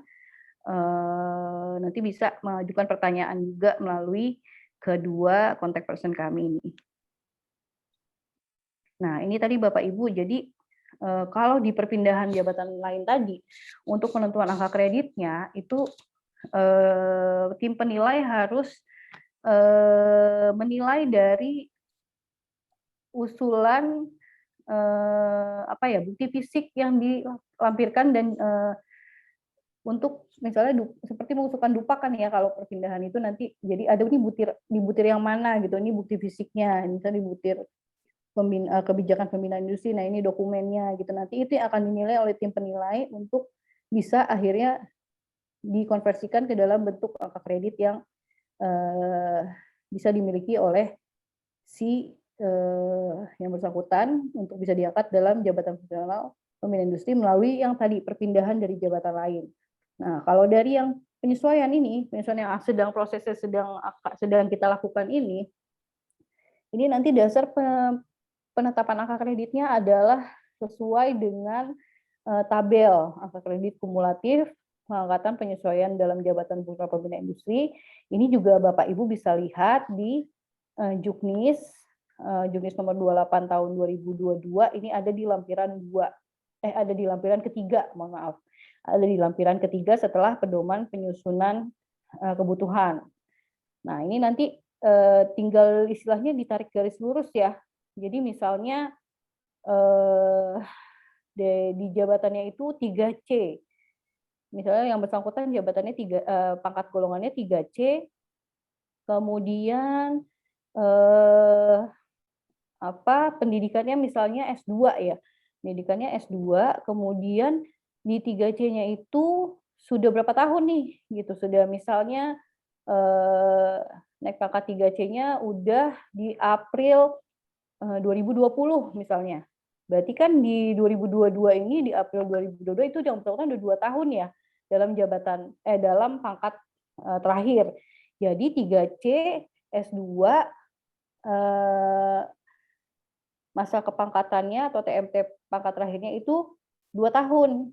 Jadi otomatis nanti dia ada untuk penetapan angka kreditnya itu di 56 ya, Bapak Ibu ya. Jadi di yang tabel 3C, kemudian bisa dilihat di magister atau S2, kemudian ditarik berdasarkan tabel yang untuk kepangkatannya, masa kepangkatannya itu 2 tahun. Jadi yang bersangkutan dapat angka kredit 56. Gitu. Nah, untuk ke-3D-nya kan dibutuhkan berapa tuh? 100. Nah, jadi untuk bisa ke 100, bisa naik ke 3D, yang bersangkutan harus mengumpulkan sisa selisih dari 100 dari 56 itu untuk ke 100. Jadi sekitar 44 ya. Minimal 44 untuk bisa naik pangkat ke 3D. Dan juga untuk selanjutnya misalnya kalau mau ke madya itu harus ke 150. Jadi kalau untuk memang perbedaannya dari jabatan fungsional yang dengan metode integrasi ya dibanding yang dahulu konvensional. Jadi memang kalau yang konvensional itu kan sistemnya akumulasi ya, Bapak Ibu. Jadi misalnya bisa tuh sampai madya itu 400 gitu ya, 400 itu di madya. Nah, tapi kalau untuk di yang sistem integrasi ini dengan sistem yang terbaru itu nanti untuk di jenjang yang berikutnya itu dimulai dari nol lagi gitu. Jadi kayak di pom bensin ya, dimulai dari nol gitu. Jadi setiap jenjang misalnya pertama gitu. Untuk 3A ke 3B selisihnya masih bisa diperhitungkan ya untuk karena masih dalam satu jenjang sama. Tapi kalau sudah nanti ternyata sudah memenuhi syarat untuk diangkat ke jenjang muda, nah nanti mulainya dari nol lagi gitu. Jadi mulai menghitung dari awal lagi. Jadi tidak diakumulasi seperti metode yang konvensional. Jadi makanya angka kreditnya seolah-olah tuh sedikit ya gitu. Jadi mungkin juga yang menjadi banyak pertanyaan Bapak Ibu yang diangkat melalui jalur penyetaraan nih yang kemarin gitu kan. Tadinya dia kebetulan diangkatnya di dalam jabatan yang masih menggunakan penghitungan angka kredit yang konvensional. Jadi misalnya untuk jenjang muda 300 gitu. Ya kan? Tapi karena misalnya jabatan PI itu adalah sudah mazhabnya sudah integrasi ya. Jadi memang sudah tidak lagi akumulasi. Jadi memang mungkin bisa aja hanya 75 gitu, hanya 50 gitu, hanya kecil gitu. Karena memang untuk dipersiapkan untuk selanjutnya itu hanya 100 gitu. Jadi mungkin hanya butuh kayak 75 ya berarti hanya butuh 25 gitu untuk bisa naik ke pangkat yang lebih tinggi gitu. Jadi mungkin biasanya ini yang suka ada miss gitu. Kok kemarin saya 400 gitu, sekarang kok saya 75 gitu. Kenapa nih kok bisa jomplang banget gitu. Nah, itu memang karena metode penghitungannya berbeda ya. Jadi memang kalau yang 400 itu menggunakan metode konvensional, jadi diakumulasi terus. Mulai dari pertama sampai dengan dia ke madya, sampai utama itu diakumulasi. Tapi kalau untuk di JFPI ini karena sudah menggunakan metode integrasi, jadi untuk perhitungannya setiap jenjang itu dimulai lagi dari nol. Jadi memang angka kreditnya jadi seolah-olah lebih sedikit gitu. Ini mungkin nanti bisa dipelajari ya Bapak Ibu ya, bisa artinya teman-teman yang Bapak Ibu dan teman-teman yang mengusulkan melalui in-passing ini sebetulnya udah bisa memproyeksikan ya. Oh, saya akan mendapatkan angka kredit berapa nih gitu di pada saat misalnya saya lulus dalam seleksi atau mendapatkan rekomendasi, itu udah kelihatan, udah pasti angka kreditnya segitu, nggak bisa menyimpang dari tabel ini, gitu. Jadi dan juga penetapan jenjangnya juga udah pasti. Jadi yang udah 3A 3B itu udah pasti pertama. Yang 3C 3D itu udah pasti kalau di in-passing dia pasti di jenjang muda, gitu. Tinggal dilihat lagi pendidikannya apa, kemudian dilihat lagi masa kepangkatannya, pangkat dan masa kepangkatannya. Nah itu yang dipertimbangkan ya. Jadi dalam penetapan angka kreditnya kalau di in-passing. Jadi udah pasti nggak mungkin ada yang tidak sesuai dengan tabel ini. Jadi semua pasti harus sesuai dengan tabel ini. seperti itu. Nah, ini untuk yang tabel angka kredit kumulatif ya untuk pengangkatan JFPI melalui penyesuaian. Ini masih ada lanjutannya. Ini juga sama sampai ke utama juga ya, sampai ke 4E gitu, jadi sudah diatur. Jadi misalnya, tapi kalau untuk penyesuaian atau in-passing ini memang maksimal itu untuk jenjang madya, jadi nggak bisa untuk jenjang utama ya. Jenjang utama itu hanya bisa melalui jalur perpindahan dari jabatan lain. Kalau untuk melalui in-passing ini memang maksimal di madya. Jadi kalau Bapak Ibu atau ada pimpinannya gitu yang ingin mengajukan ke utama, berarti tidak bisa melalui jalur in-passing, harus melalui jalur perpindahan dari jabatan lain. Karena kalau untuk penyesuaian ini sudah ditetapkan hanya sampai dengan madya tertingginya.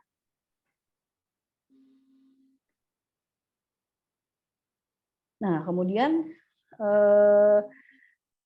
ada lagi nih jalur pengangkatan untuk ke JFPI melalui jalur promosi. Nah, ini memang jalur promosi ini yang memang kita belum pernah punya pengalaman ya melakukan pengangkatan dalam jabatan fungsional melalui promosi ini. Jadi memang yang sudah kita lalui selain JF Pembina Industri ya, selain JF Pembina Industri di jabatan fungsional yang lain itu semuanya sudah kita pernah lakukan, baik dari pengangkatan pertama, gitu, pengangkatan melalui perpindahan, dan juga melalui in-passing, itu sudah kita lakukan. Tapi memang kalau melalui promosi ini, belum pernah kita lakukan sebelumnya. Karena memang cukup berat ya, kalau bisa dibilang untuk persyaratan untuk diangkat dalam jabatan fungsional melalui promosi, karena yang pasti harus mengikuti dan lulus uji kompetensi, baik kompetensi manajerial, kompetensi sosial kultural, dan juga kompetensi teknis yang telah ditetapkan ya oleh instansi pembina. Nah, kemudian nih yang paling beratnya sih di sini salah satu persyaratannya itu adalah yang bersangkutan termasuk dalam kelompok rencana suksesi. Jadi seperti yang yang sedang mulai dirintis ya mungkin oleh Biro SDM itu juga terkait manajemen talenta ya. Nanti harusnya seluruh pegawai itu di asesmen, kemudian hasil asesmennya itu dipetakan apakah si kompetensi dari PNS ini masuk ke kotak yang mana gitu, di kuadran yang mana gitu. Nah ini nanti di salah satu kuadran itu dengan hasil yang misalnya kinerjanya baik, kinerja sangat baik, dan juga dengan kompetensi yang baik, sesuai gitu, sangat sesuai. Nah ini masuk dalam kotak kelompok rencana suksesi. Jadi nanti ini adalah istilahnya bisa dibilang ininya ya, starnya gitu. Jadi, nah orang-orang yang masuk ke dalam kuadran tersebut itulah yang dikatakan termasuk dalam kelompok rencana suksesi. Nah, kemudian juga nih harus memenuhi standar kompetensi sesuai dengan jenjang jabatan yang akan diduduki. Nah, ini pasti ya, otomatis pasti harus sesuai dengan standar kompetensi, karena yang bersangkutan harus mengikuti dan juga lulus uji kompetensi, makanya harus memenuhi standar kompetensi tentunya. Nah, kemudian yang kriteria yang juga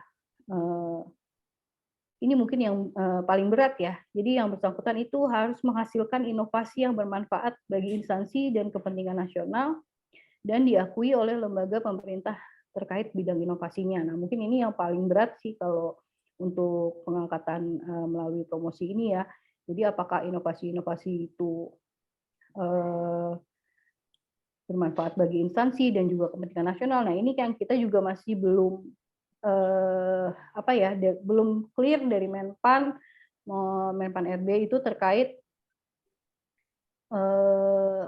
bagaimana sih metode penilaiannya nanti, apakah itu bisa dilakukan secara internal gitu. Jadi apakah yang menilai tim seleksi untuk menentukan bahwa inovasi ini bermanfaat bagi instansi dan kepentingan nasional itu bisa di internal, ataukah nanti ada tim seleksi nasional mungkin yang lead oleh Kemenpan RB. Nah, ini juga kita belum clear sih terkait bagaimana mekanismenya untuk penilaian terhadap inovasi ini. Jadi memang sampai saat ini sih mungkin beberapa instansi juga, banyak instansi juga yang memang belum juga pernah melakukan pengangkatan melalui promosi ini.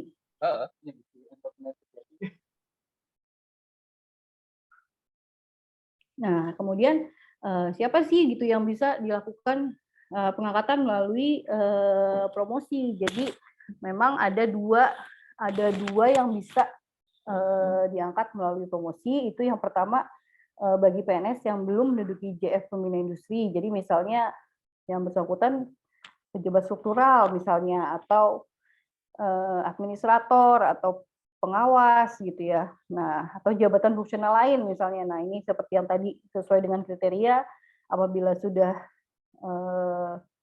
memenuhi seluruh kriteria, kemudian bisa diangkat dalam jabatan fungsional pembina industri melalui promosi. Jadi yang bersangkutan tidak melalui tahapan seperti perpindahan dan juga in-passing. Nah, kemudian selain itu, selain yang belum menduduki JF, itu juga untuk melalui promosi ini ditentukan dalam juknis, itu bisa dimungkinkan bagi kenaikan jenjang bagi jabatan fungsional pembina industri yang sudah memangku jabatan fungsional pembina industri untuk bisa naik satu tingkat lebih tinggi.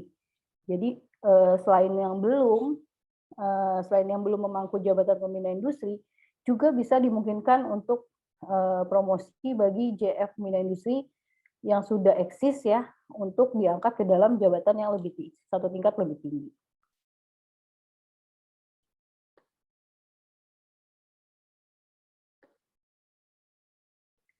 Nah, kemudian tadi kita sudah bahas terkait pengangkatan ya, mekanisme pengangkatan dari dalam jabatan fungsional pembina industri tadi yang ada 4. Jadi ada melalui pengangkatan pertama, melalui CPNS, juga melalui perpindahan dari jabatan lain, ada melalui penyesuaian atau in-passing, dan juga dari jalur promosi. Nah, kemudian ini yang selanjutnya adalah pemberhentian dari jabatan fungsional pembina industri dan pengangkatan kembali. Nah, berdasarkan secara normatif dan juga yang tercantum yang di dalam juknis pembina industri, ini ada 6 ya, ada 6 jenis pemberhentian dari jabatan fungsional pembina industri. Jadi pembina industri, pejabat fungsional pembina industri itu bisa diberhentikan dari jabatannya.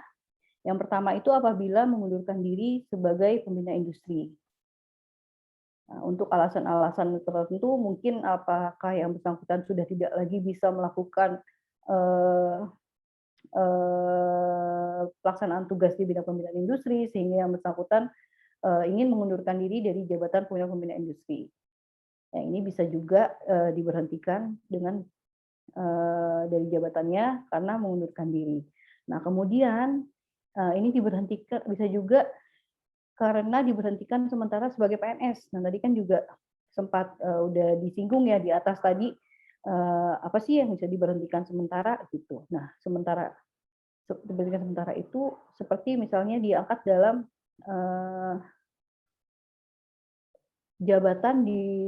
jabatan komisioner misalnya. Nah, kemudian bisa juga diangkat atau bahkan sedang menjalani hukuman disiplin, misalnya sedang menjadi tersangka misalnya. Nah, itu kan nanti sesuai dengan ketentuan di disiplin PNS, itu kan juga harus diberhentikan sementara sebagai PNS.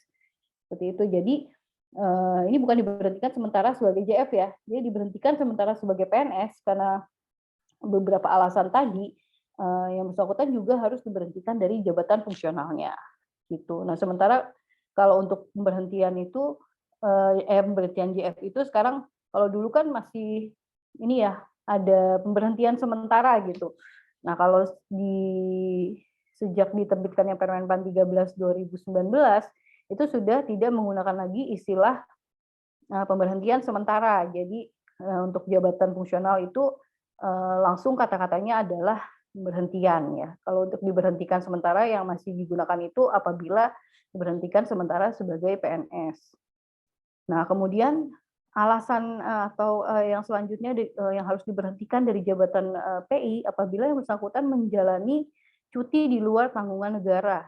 Nah, ini cuti di luar tanggungan negara kan rata-rata lebih dari 1 tahun ya, nggak ada yang cuti 2 tahun negara, kayak 6 bulan tuh kayak nggak ada gitu. Jadi biasanya dia lama, di atas 1 tahun. Nah, ini juga kan status cuti 2 tahun negara aja kan hak-hak pegawaiannya berhenti ya, termasuk penggajian gitu. Jadi memang setelah yang bersangkutan misalnya keluar penetapan cuti 2 tahun negaranya, itu juga harus diberhentikan dari jabatan fungsionalnya.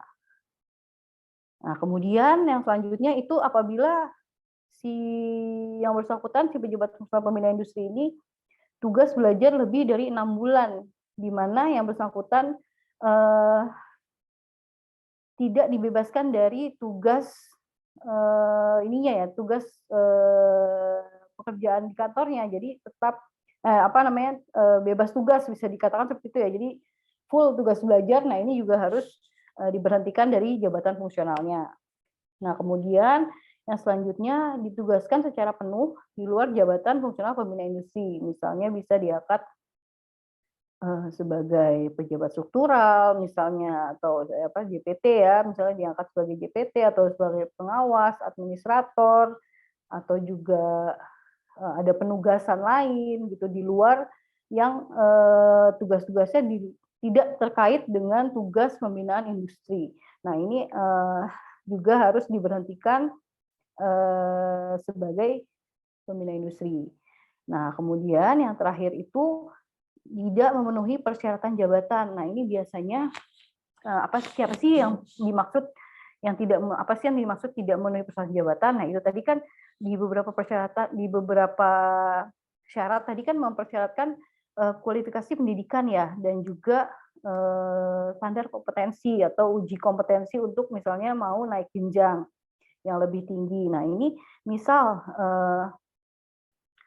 untuk madya misalnya mau madya itu kan S2 ya. Nah, ternyata pada ke madya kalau melalui perpindahan start pertama madya harus S2. Kemudian kalau ternyata misalnya atau enggak jangan dari perpindahan ya, misal dari in-passing. Nah, dari in-passing itu kan untuk ke madya tidak mempersyaratkan harus S2 ya kalau dari in-passing. Nah, itu pada saat dia ke utama, misalnya dia sudah mengumpulkan angka kredit demikian banyak, misalnya sudah aktif ya dalam melakukan pekerjaan di bidang pembinaan industri, kemudian sampailah misalnya dia bisa diangkat ke dalam jenjang jabatan utama gitu, tapi ternyata yang bersangkutan masih S1 nih, belum S2 gitu. Nah, itu yang bersangkutan tidak bisa dalam jangka waktu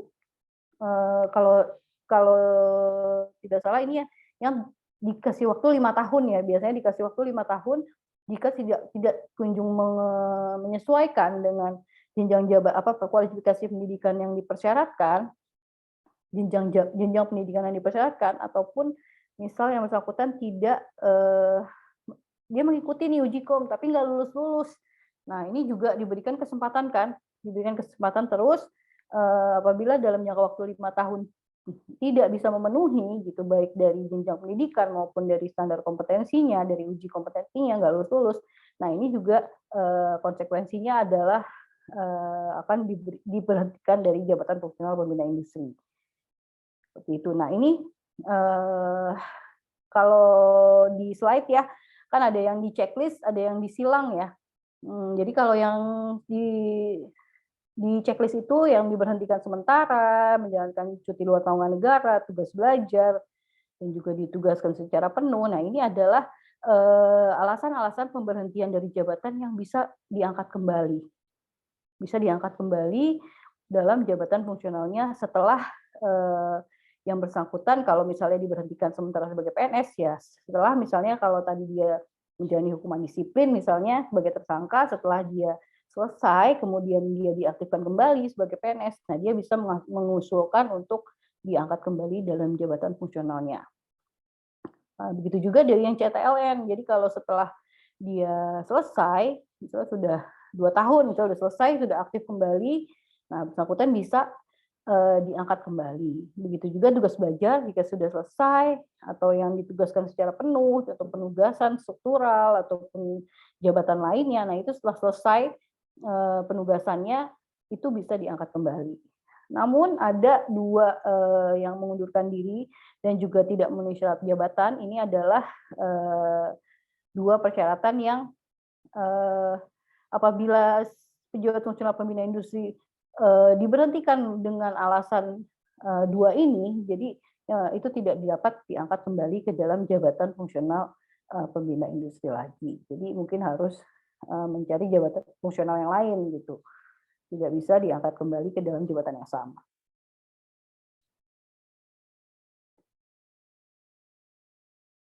Nah, ini secara normatifnya ya, Bapak Ibu dan teman-teman, pemberhentian pembina industri ditetapkan oleh pejabat pembina kepegawaian, kemudian pembina kepegawaian ini kan menteri ya, kemudian tapi dapat melimpahkan kewenangan kepada pejabat di lingkungannya, jadi sesuai dengan kewenangannya. Jadi kalau misalnya di urusan kepegawaian itu biasanya kita kan ada pendelegasian kewenangan ya untuk beberapa urusan di bidang kepegawaian itu ada yang didelegasikan kepada sekretaris jenderal, yang didelegasikan kepada kepala biro SDM dan juga mungkin kepada Sesditjen gitu. Nah ini nanti PPK dapat melimpahkan kewenangan sesuai dengan aturan yang berlaku seperti itu. Nah, kemudian untuk tadi yang beberapa alasan pemberhentian yang bisa dilakukan pengangkatan kembali, itu akan dilakukan dengan menggunakan angka kredit terakhir dan jenjang jabatannya dapat ditambah dengan angka kredit dari penilaian pelaksanaan tugas bidang JF selama diberhentikan. Jadi memang untuk pengangkatannya dasarnya itu adalah angka kredit terakhir dan juga jenjang jabatan terakhir, tapi memang mungkin apabila ada hal-hal atau pekerjaan yang bisa dipertimbangkan untuk kenaikan untuk penyetaraan ke jenjang yang lebih tinggi ataupun angka kreditnya itu nanti ada prosedur tersendiri ya Bapak Ibu. Jadi nanti mungkin ada semacam uji kompetensi untuk bisa naik ke jenjang jabatan yang lebih tinggi.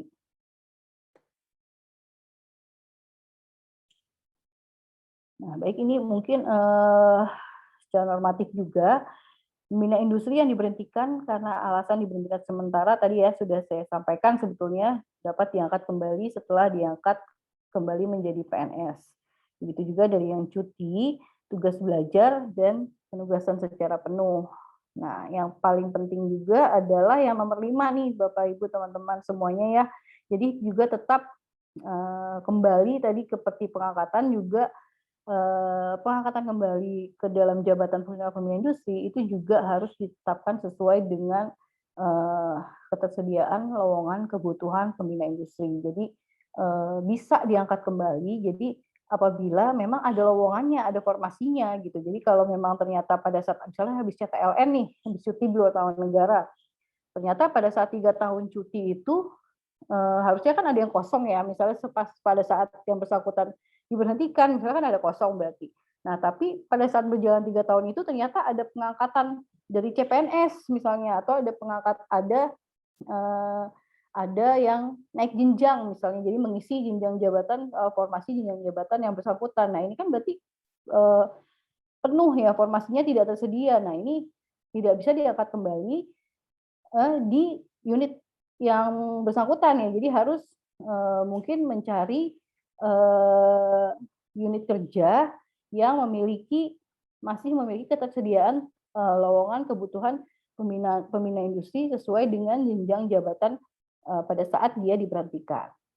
Jadi itu yang harus diperhatikan yaitu formasi. Jadi belum tentu otomatis gitu setelah diberhentikan kemudian diangkat kembali di unit yang sama gitu. Nah, kalau yang banyak terjadi kan begitu ya Bapak Ibu dan teman-teman ya. Jadi misalnya tubel, kita waktu tubel di biro SDM. Rapat di bawah. Misalnya kita tubel waktu kita diberhentikan kita di biro SDM nih gitu. Nah Di mindset kita kan biasanya, oh berarti bisa diangkat kembali di Biro SDM juga gitu ya, Biro SDM gitu kan, ya karena kan dia waktu diberhentikan di Biro SDM gitu. Nah, sebetulnya alasan tersebut dapat dipertimbangkan untuk diangkat kembali apabila tersedia lowongannya. Jadi memang kalau di biro, misalnya di Biro SDM sudah terisi gitu lowongan untuk yang bersangkutan, yang bersangkutan tidak bisa lagi diangkat di Biro SDM, harus dicarikan unit kerja yang lain yang masih memiliki ketersediaan lowongan tadi. Jadi yang bersangkutan belum tentu sebetulnya bisa diangkat kembali di di unit kerja yang sebelum dia diberhentikan. Jadi bisa saja sekaligus dia harus bisa dibilang pindah ke unit yang lain yang memiliki ketersediaan lowongan. Gitu. Nah, mungkin secara normatif sudah kami sampaikan sesuai dengan tema webinar pada hari ini ya, terkait pengangkatan dan pemberhentian dalam jabatan fungsional pembina industri. Nah, untuk selanjutnya kita diskusi saja ya Bapak Ibu dan teman-teman. Mudah-mudahan saya bisa memberikan jawaban apabila nanti mungkin pertanyaannya yang belum bisa dijawab bisa kita jawab setelah dilakukannya webinar ini ya. Baik, mungkin saya kembalikan ke moderator ya, Mas Adi. Terima kasih Mas Adi, silakan. Ya, Bu Kiki, terima kasih atas penjelasannya yang sangat jelas dan lengkap ya dari tema kita, yaitu pengangkatan dan pemberhentian JF pembina industri. Ya, izin Bu Kiki dan Bapak Ibu peserta webinar, kita memiliki waktu sekitar 30 menit untuk diskusi. Mungkin diskusi kali ini diawali dengan pertanyaan yang ada di chat kali Ibu ya, yang terkait dengan tema dari webinar ini. Jadi salah satu pertanyaan yang ada di chat, bagaimana pengajuan pengangkatan CFP ini melalui passing berbarengan atau simultan dengan kenaikan pangkat yang ada di periode Oktober maupun nanti April. Seperti itu Bu pertanyaannya. Bisa langsung dijawab Bu. Oke, apa tadi jadi yang bersangkutan itu juga akan diusulkan untuk kenaikan pangkat ya di April gitu ya? Ya, seperti itu pertanyaan yang ada di chat Bu. Di April 2023 berarti ya? Ya, dan ataupun ada yang di Oktober ini Bu. Ada pengajuan yang di Oktober atau yang di Oktober.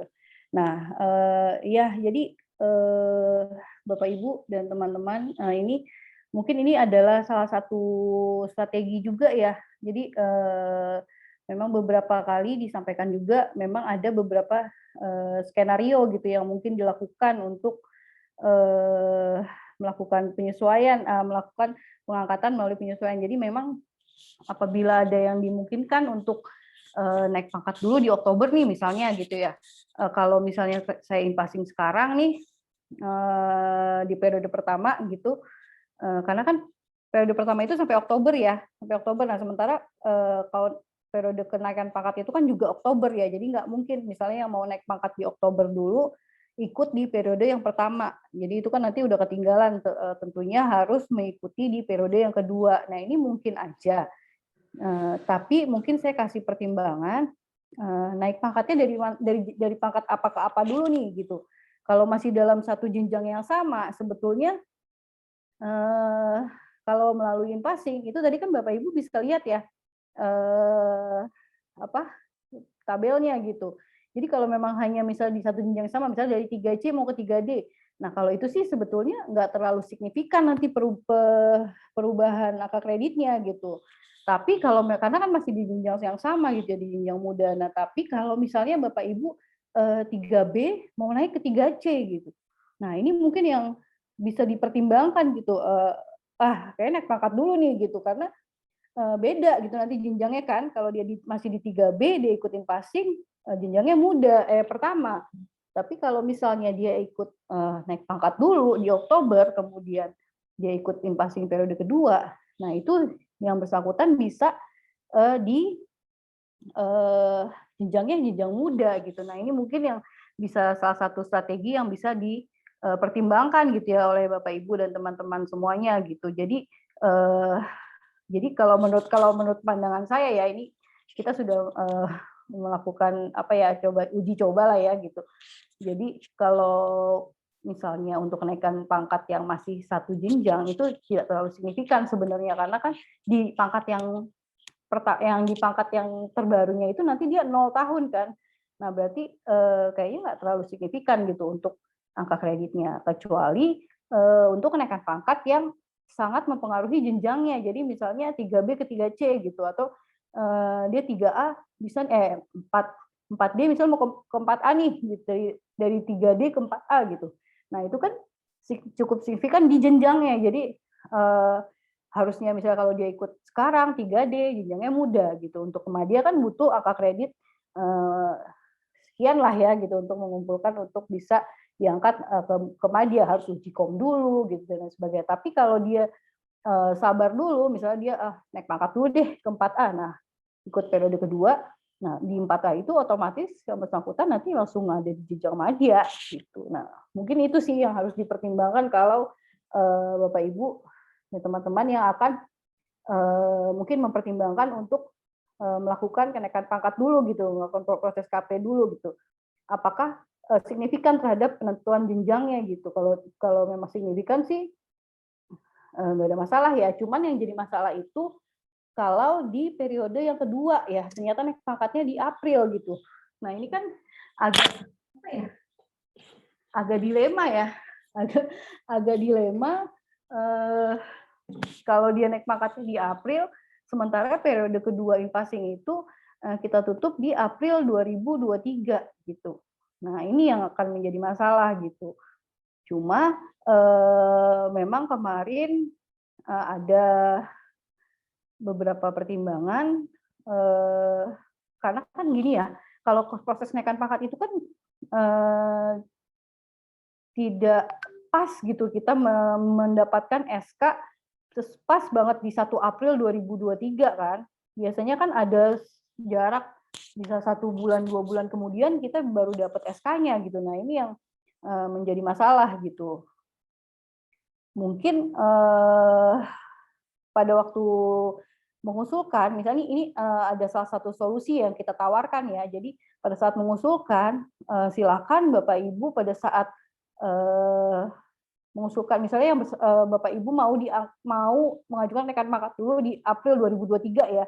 Jadi Bapak Ibu memberikan informasi di situ. Jadi bahwa yang bersangkutan sedang diusulkan dalam proses kenaikan pangkat untuk ke pangkat yang lebih tinggi gitu. Nah, lebih bagus lagi apabila dilampirkan dengan pertimbangan teknis.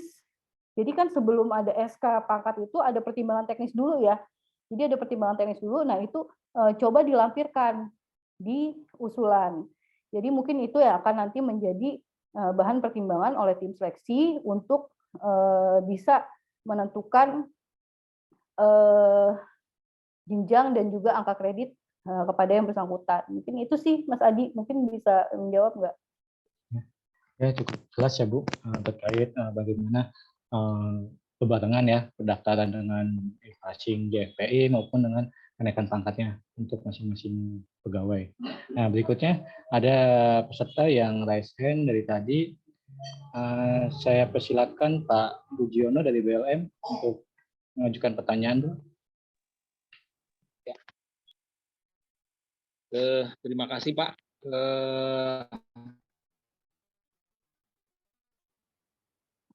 Selamat siang Bu Kiki dan selamat siang buat Bapak Ibu semuanya. Assalamualaikum warahmatullahi wabarakatuh. Waalaikumsalam warahmatullahi wabarakatuh. Ini Bu memperjelas pertanyaan yang di chat tadi ya, yang dimaksud simultan sama enggak tadi kan. Kalau penjelasan di webinar sebelumnya kan Pak siapa ya Pak Taufik. Yang minggu lalu. Iya Pak Taufik. Pak Taufik itu kan ada dua mazhab gitu ya. Ada dua mazhab ya. Nah ini kan ini saya cerita kasus saya dulu ya. Saya itu kan di pangkat terakhir struktural itu di April ya. April 2019 Pak. Kemudian di 2021 saya passing ke Prekayasa. Nah kelihatannya di Prekayasa ini karena saya di Madya kan nggak bisa klaim angka kredit karena belum diklat rekayasa. Jadi saya putuskan untuk nanti beralih ke PI ya. Nah, di sini nanti apakah saya bisa in-passing dari Prekayasa ke PI secara langsung? Ya, pangkat terakhir saya kan 4A nih. Kalau saya ngikutin yang struktural di April itu kan sebenarnya 4B ya. Nah, kalau di penjelasan Pak Taufik kemarin kan nggak bisa ya, itu harus keluar dulu ya. Nah, kalau keluar itu paling lambat saya harus keluar kapan gitu supaya bisa prepare. Kemudian apakah masih memungkinkan itu, Bu? Sementara itu nanti nyambung lagi, Bu. Ya baik Pak. Ya Bu Pak. Kiki izin Bu, Ya, Mas Adi. Ya, Mas Taufik, silakan. Iya. Mau Takutnya klarifikasi nih, Mas Taufik mau klarifikasi nih, Pak. Saya bilang keluar dulu seperti apa ya Pak? Mohon maaf Pak, karena menurut saya sepertinya dari saya sama Bu Kiki sama dulu sih gitu, Pak. Hah? Ya. Enggak, saya keluar dari Prekayasa dulu atau saya langsung in-passing saja supaya saya langsung bisa Pak. 4B gitu. Iya, langsung bisa. Oh, langsung bisa ya, in simultan tadi Bapak Pak ya. keluar dulu bisa. Jadi sebenarnya banyak mekanisme untuk itu gitu. Kalau saya sih sepertinya sama Bu Kiki sama deh Pak ini Pak, karena satu tim juga nih Pak. Ya siap-siap. Mohon maaf nih Bu Kiki, Mas Adi. Iya Pak, mungkin Pak Pujianto mungkin ini ya, memang di JF itu Pak memang kita kan acuannya ke Menpan ya Pak ya, gitu. Memang di Menpannya juga banyak mazhab nih Pak, gitu. Tapi yang kita gunakan di pembina industri ini Pak, jadi apabila untuk in-passing itu, jadi tadi juga udah saya singgung sebetulnya, untuk jadi JF ke JF itu tidak hanya melalui jalur perpindahan gitu. Jadi tidak tapi memang ini Pak, memang betul tidak boleh kan nanti kan ada tidak boleh rangkap jabatan ya Pak ya. Jadi nanti Pak, Bapak bisa langsung mengusulkan tanpa perlu berhenti dulu Pak. Jadi Bapak langsung bisa ikutin passing. Kalau saran saya Pak, kalau Bapak mau ke 4B sih, Bapak di 4A aja Pak. Bapak 4A-nya udah 2019 sudah lama, pasti di angka kreditnya ke 4B-nya nanti tinggal dikit Pak. Daripada Bapak harus mengambil resiko, Bapak naik pangkat dulu di April ke 4B, nanti bisa beresiko ketinggalan, Pak. Gitu, ya, betul, menurut saya sih seperti itu, Pak, karena Bapak sudah ada di jenjang madya, gitu kan. Walaupun 4B juga, di 4A juga Bapak sudah di jenjang madya, bahkan di 4A Bapak sudah lebih dari 4 tahun ya, Pak. 3 tahun ya. Hampir 4 tahun. Iya, hampir 4 tahun kan. Nah, ini angka kreditnya rasanya nggak terlalu signifikan Pak apabila Bapak 4B 0 tahun gitu. Nah tadi yang diklarifikasi oleh Pak Mas Taufik ya, bisa Pak. Jadi nanti Bapak usulin aja nanti setelah Bapak misalnya melalui prosesnya. Nanti kan ada seleksi ya Pak ya, nggak ujuk-ujuk langsung dapat rekomendasi. Nanti kan ada seleksi, ada administrasi, ada seleksi portofolio, ada seleksi wawancara. Nah, nanti Bapak seandainya sudah dinyatakan lulus Pak di tahap seleksi itu untuk in-passing mendapatkan rekomendasi untuk diangkat dalam jabatan fungsional pembina industri. Nah, nanti Bapak sekaligus diusulkan pemberhentiannya Pak dari jabatan Prekayasa. Gitu Pak. Jadi nanti prosesnya akan kita proses secara simultan itu tadi Pak. Jadi pemberhentian Bapak sebagai Prekayasa sekaligus pengangkatan dalam jabatan fungsional pembina industri melalui in-passing gitu Pak. Jadi pada saat mendaftar Bapak nggak perlu melepaskan jabatan dulu, nggak apa-apa. Tapi nanti setelah Bapak mendapatkan rekomendasi sudah lulus, nanti diusulkan juga pemberhentian dari Prekayasanya. Seperti itu Pak. Ini juga berlaku untuk teman-teman dari JF yang lain ya. Mungkin banyak yang pertanyaannya mirip-mirip sama Pak Pujianto nih gitu, dari JF lain boleh nggak sih langsung ke JF pembina industri. Nah kalau kita meyakini yang tadi Pak Taufik bilang ada yang di lalu banyak mazhab, nah tapi mazhab yang kita pakai Pak itu tadi Pak, jadi nggak perlu pemberhenti dulu, silakan untuk mendaftar, tapi nanti setelah mendapatkan rekomendasi silakan diusulkan atau diproses untuk pemberhentian dari jabatannya yang lama, kemudian baru diangkat ke dalam jabatan fungsional pembina industri. Gitu Pak Puji. Ya, satu lagi Bu. Ya, silakan Pak. Ya. setelah saya baca-baca yang di Permen 20 ya, ini ya. 28 20 Pak. Ya? 28, sorry kurang 8. Ini kan konsepnya angka kredit di dalam JFPI ini kan terintegrasi dengan SKP ya Bu ya? Iya Pak, betul. Iya. Nah ini kan kalau andai kan, saya sih kan kurang tahu Bu ya, karena kalau mempelajari juknisnya kan angkanya kecil-kecil itu Bu. Nah kalau andai kan saya misalnya di SKP sama pimpinan diakui kinerja saya 100% di tahun yang saya sedang jalani, apakah nilai angka kredit saya serta-merta 1/4 target angka kredit ya untuk kenaikan pangkat atau kenaikan jenjang itu Bu? Apakah Nah, ini Bapak kan mengusulkan juga angka kredit. menyertakan bukti-bukti, apakah cukup dengan ini? Belum Bu, saya hanya baru baca-baca sih. Baru baca-baca, terus angkanya kan kalau yang pertama 0,5 lah rata-rata ya. Terus yang muda itu 0,6 sampai 0,8 rata-rata.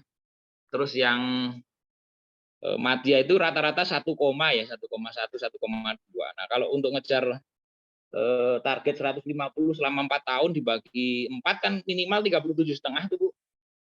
Nah apakah dengan membuktikan bahwa SKP saya 100%, terus di dalam SKP itu ada laporan bulanan, saya lampirkan, nilai saya diakui sebagai 37,5 atau harus ngikutin angka-angka yang di juknis itu setelah terpenuhi 37,5 dan SKP 100% itu baru bisa diakui sebagai angka kredit yang 1/4 target gitu ya. Itu Bu, mungkin. Iya Pak, gini ya Pak, mungkin kalau untuk penilaian kinerja SKP itu sebetulnya kan Menpan punya aturan tersendiri ya Pak ya. Jadi memang di juknis juga sebetulnya kita merujuk dari Permenpan yang terakhir ya Pak, yang nomor 6 ya. 6 ya Pak Taufik ya? Permenpan 6. Iya, Bu. Itu sudah kita sesuaikan dengan itu Pak. Jadi memang nanti kalau untuk penyusunan SKP-nya memang sudah terintegrasi ya. Jadi seharusnya selaras kan Pak ya antara misalnya pencapaian SKP-nya itu misalnya dinilai baik oleh pimpinan, berarti kan otomatis sebetulnya harusnya pencapaian angka kreditnya juga baik Sama. gitu ya, istilahnya selaras lah gitu.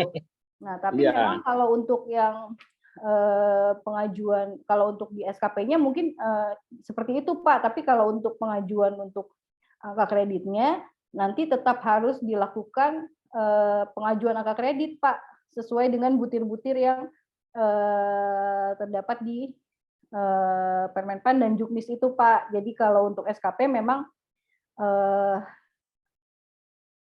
harusnya selaras antara pencapaian SKP dengan pencapaian angka kredit. Jadi tapi kalau untuk pengusulan angka kreditnya tetap harus dilakukan sesuai dengan ketentuan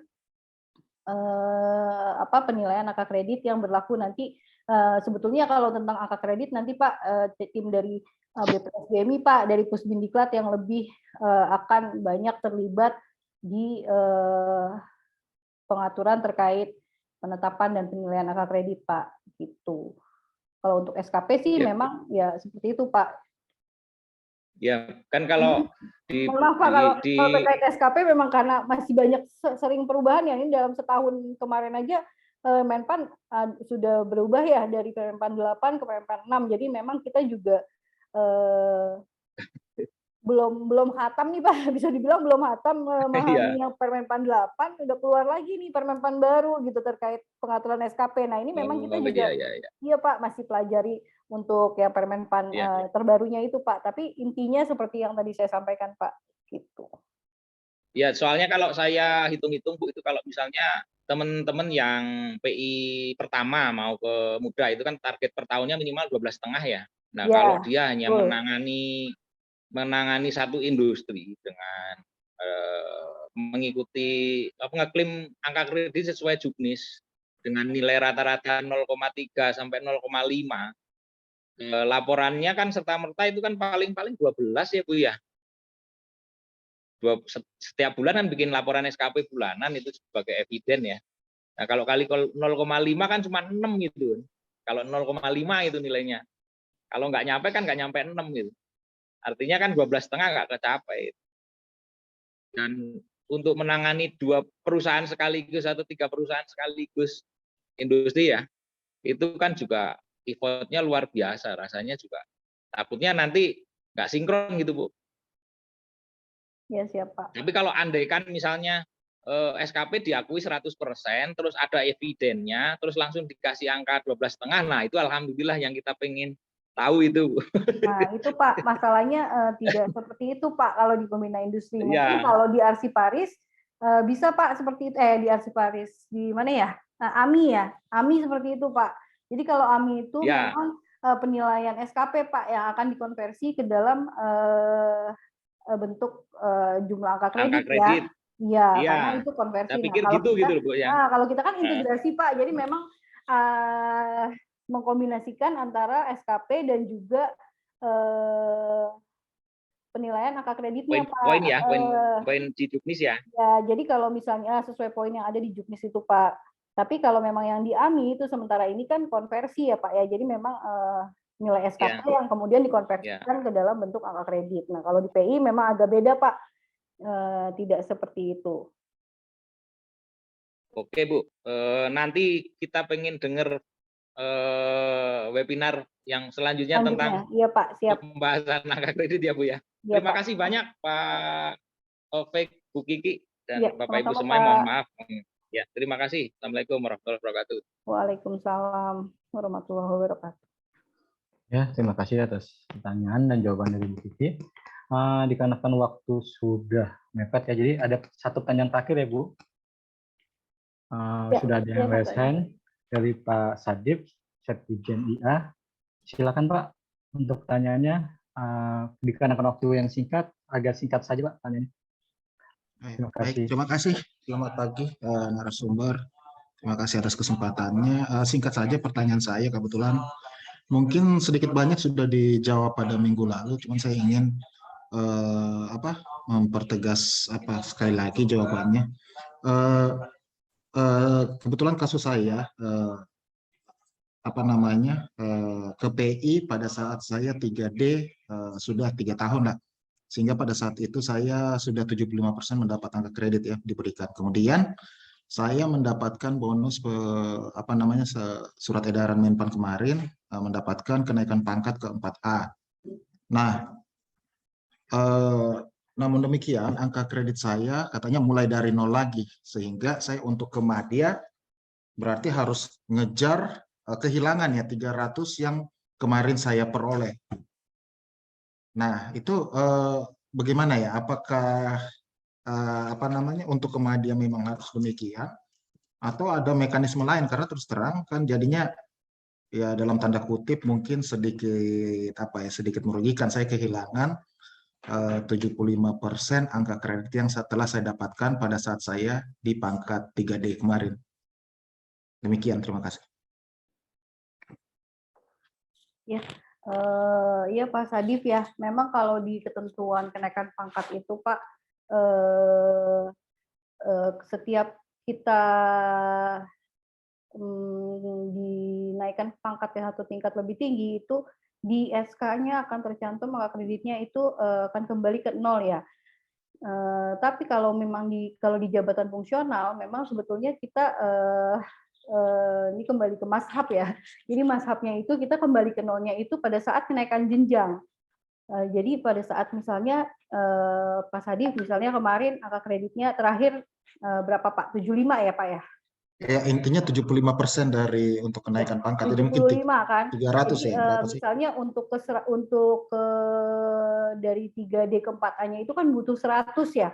Butuh 100 angka kredit. Jadi sebetulnya tinggal membutuhkan misalnya berarti 25 angka kredit lagi untuk bisa diangkat dalam jenjang madya. Jadi, tapi kalau untuk intinya Pak, kita untuk kenaikan jenjang Bapak silakan tetap mengumpulkan angka kredit Pak.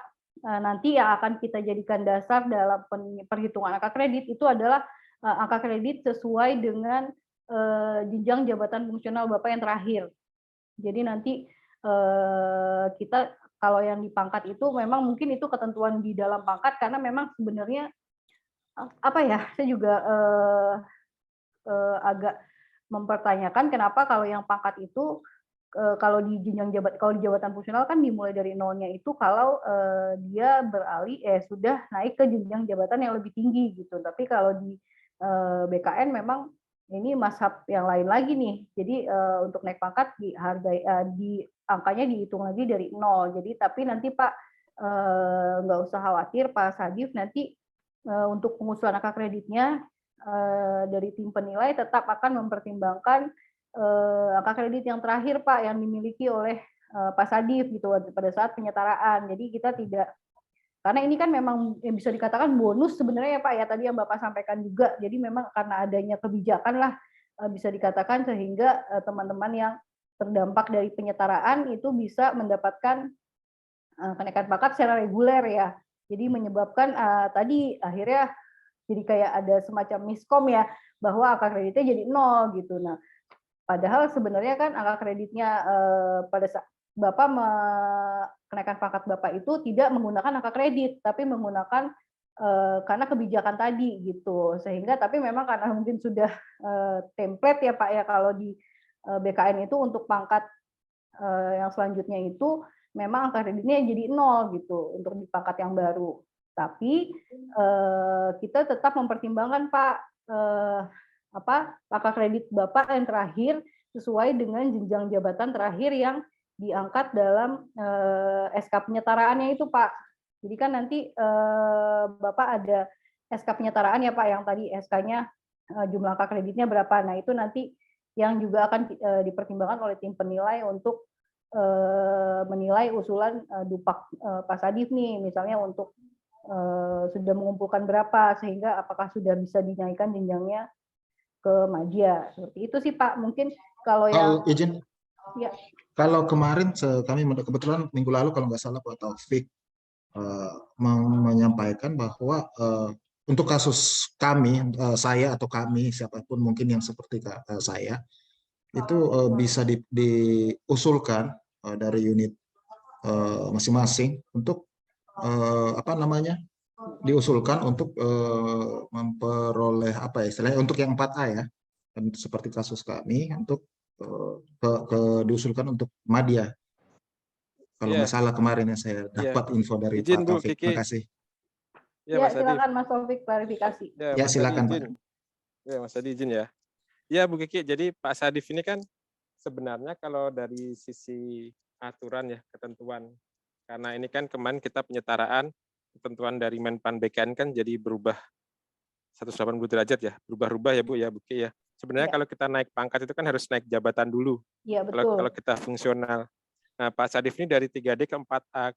Kalau mau jadi 4A itu harusnya madya dulu, naik baru jabatan, 4A. baru 4A. Nah, normalnya tapi, gitu. Iya, itu ketentuan bakunya Pak Sadif, dan kita nggak akan bisa naikin pangkat seseorang dalam JF menjadi 4A kalau dia tidak naik jenjang dulu, tidak naik jabatan dulu menjadi madya. Nah, tetapi karena ada surat edaran itu, Bu Ki, Pak Sadif ini dari 3D ke 4A secara reguler, ya gitu ya Pak Sadif ya kasusnya? Iya, betul Pak. Nah, itu. Nah, awal dari permasalahannya di situ. Jadi terbolak-balik gitu. Ya. Nah, makanya saya mengusulkan silakan Pak Sadif usulin kenaikan jenjangnya, karena dalam sisi pangkat sudah memenuhi 4A. Silakan usulin kenaikan jenjangnya sambil tadi sudah sampaikan Bu Kiki bahwa angka kredit yang dipakai nanti kita mengacu pada angka kredit sebelumnya plus karena kan butuh 100 atau 150 saya lupa. Nanti ditambah Pak Sadif ngumpulin berapa selama ini proses jadi PI. Dan menurut saya itu nanti akan bisa udah memenuhi syarat ya untuk diusulkan naik jenjang jabatannya. Tapi ya tadi sampaikan Bu Kiki, nanti kan dihitung tuh dari tim penilai. Nah, Pak Sadif harus juga mempertimbangkan capaian angka kreditnya. Jadi silakan diusulkan itu artinya bahwa sudah secara administratif itu harusnya Pak Sadif sudah media gitu Oke. secara ini. Sebetulnya kan, Tapi kan secara kepangkatannya sudah ya secara sudah inline gitu Pak, sudah sesuai gitu. Heeh. Tapi memang ini kan karena adanya kebijakan tadi Pak, yang Bapak untuk yang pejabat yang disetarakan, ada kebijakan dapat diangkat kenaikan pangkatnya dengan reguler ya. Nah itu tadi yang Mas Taufik juga bilang, jadi ini awal permasalahannya gitu. Ya. Jadi, akhirnya bisa jadinya jadi terbalik gitu. Harusnya kalau di aturan fungsional itu naik jenjang dulu, baru naik pangkat. Nah ini kan jadinya seolah-olah seperti naik pangkat dulu, baru naik jenjang gitu. Nah ini yang perlu diluruskan juga sebetulnya. Nah kalau Bapak kan dari 2021 ya Pak ya, berarti ya pelantikannya ya? Ya, betul. Ya, nah itu Pak mungkin sambil diusulkan juga aja Pak, selain pengusulan untuk kenaikan jenjangnya, dilampirkan juga dengan dupaknya Pak. Jadi nanti tim penilai saya rasa tetap mempertimbangkan untuk yang tadi Pak, penetap angka kredit Bapak yang terakhir, jadi bukan 0. Baik. Oke. Terima kasih Pak Bu Rizky dan Pak Ya, Taufik. terima kasih Pak. Ya, terima kasih. Tadi pertanyaan atau webinar. Mungkin jika ada pertanyaan kembali, bisa mengajukan melalui narahubung yang ada tadi pada surat edaran Menteri Perindustrian. Selanjutnya, apabila ada peserta yang tertinggal dari materi hari ini, bisa menyaksikan dari YouTube kami, yaitu Biro Organisasi dan SDM. Dan selanjutnya jangan lupa untuk menyaksikan webinar seri selanjutnya, yaitu perhitungan angka kredit Jabatan Pengusaha Pembinaan Industri yang dilaksanakan minggu depan di tanggal 25 Agustus ya. 24 Agustus di jam 9. Nah, kami ucapkan terima kasih kepada pemateri atau narasumber pada kegiatan hari ini, yaitu Bu Rizky Penatari. Kami ucapkan terima kasih. Semoga materi hari ini dapat tersampaikan dengan baik kepada para peserta semuanya. Nah, berikut kami akan menutup kegiatan pada pagi hari ini. Ya, terima kasih Bapak Ibu. Terima kasih Bapak Ibu. Mohon maaf kalau ada yang belum terjawab. Mungkin bisa tadi sampaikan Mas Adi, bisa disampaikan baik melalui narahubung yang sudah ada di surat edaran ya kepada Mbak Fani dan juga Bu Atika. Itu terkait in-passing dan juga boleh melalui klinik Ropek ya. Mungkin bisa kalau untuk pertanyaan-pertanyaan yang sifatnya lebih umum selain in-passing. Barangkali seperti itu. Baik, mohon maaf apabila ada kesalahan dalam penyampaian. Terima kasih Bapak Ibu atas perhatian dan kehadirannya. Sampai bertemu di series berikutnya ya terkait angka kredit. Mungkin ini akan lebih seru ya terkait angka kredit. Baik, terima kasih sekali lagi. Wassalamualaikum warahmatullahi wabarakatuh. Terima kasih Bu. Sama-sama Ibu.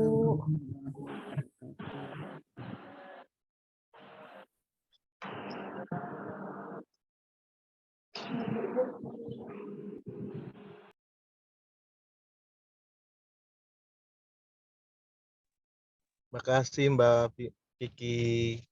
Sama-sama Bang John.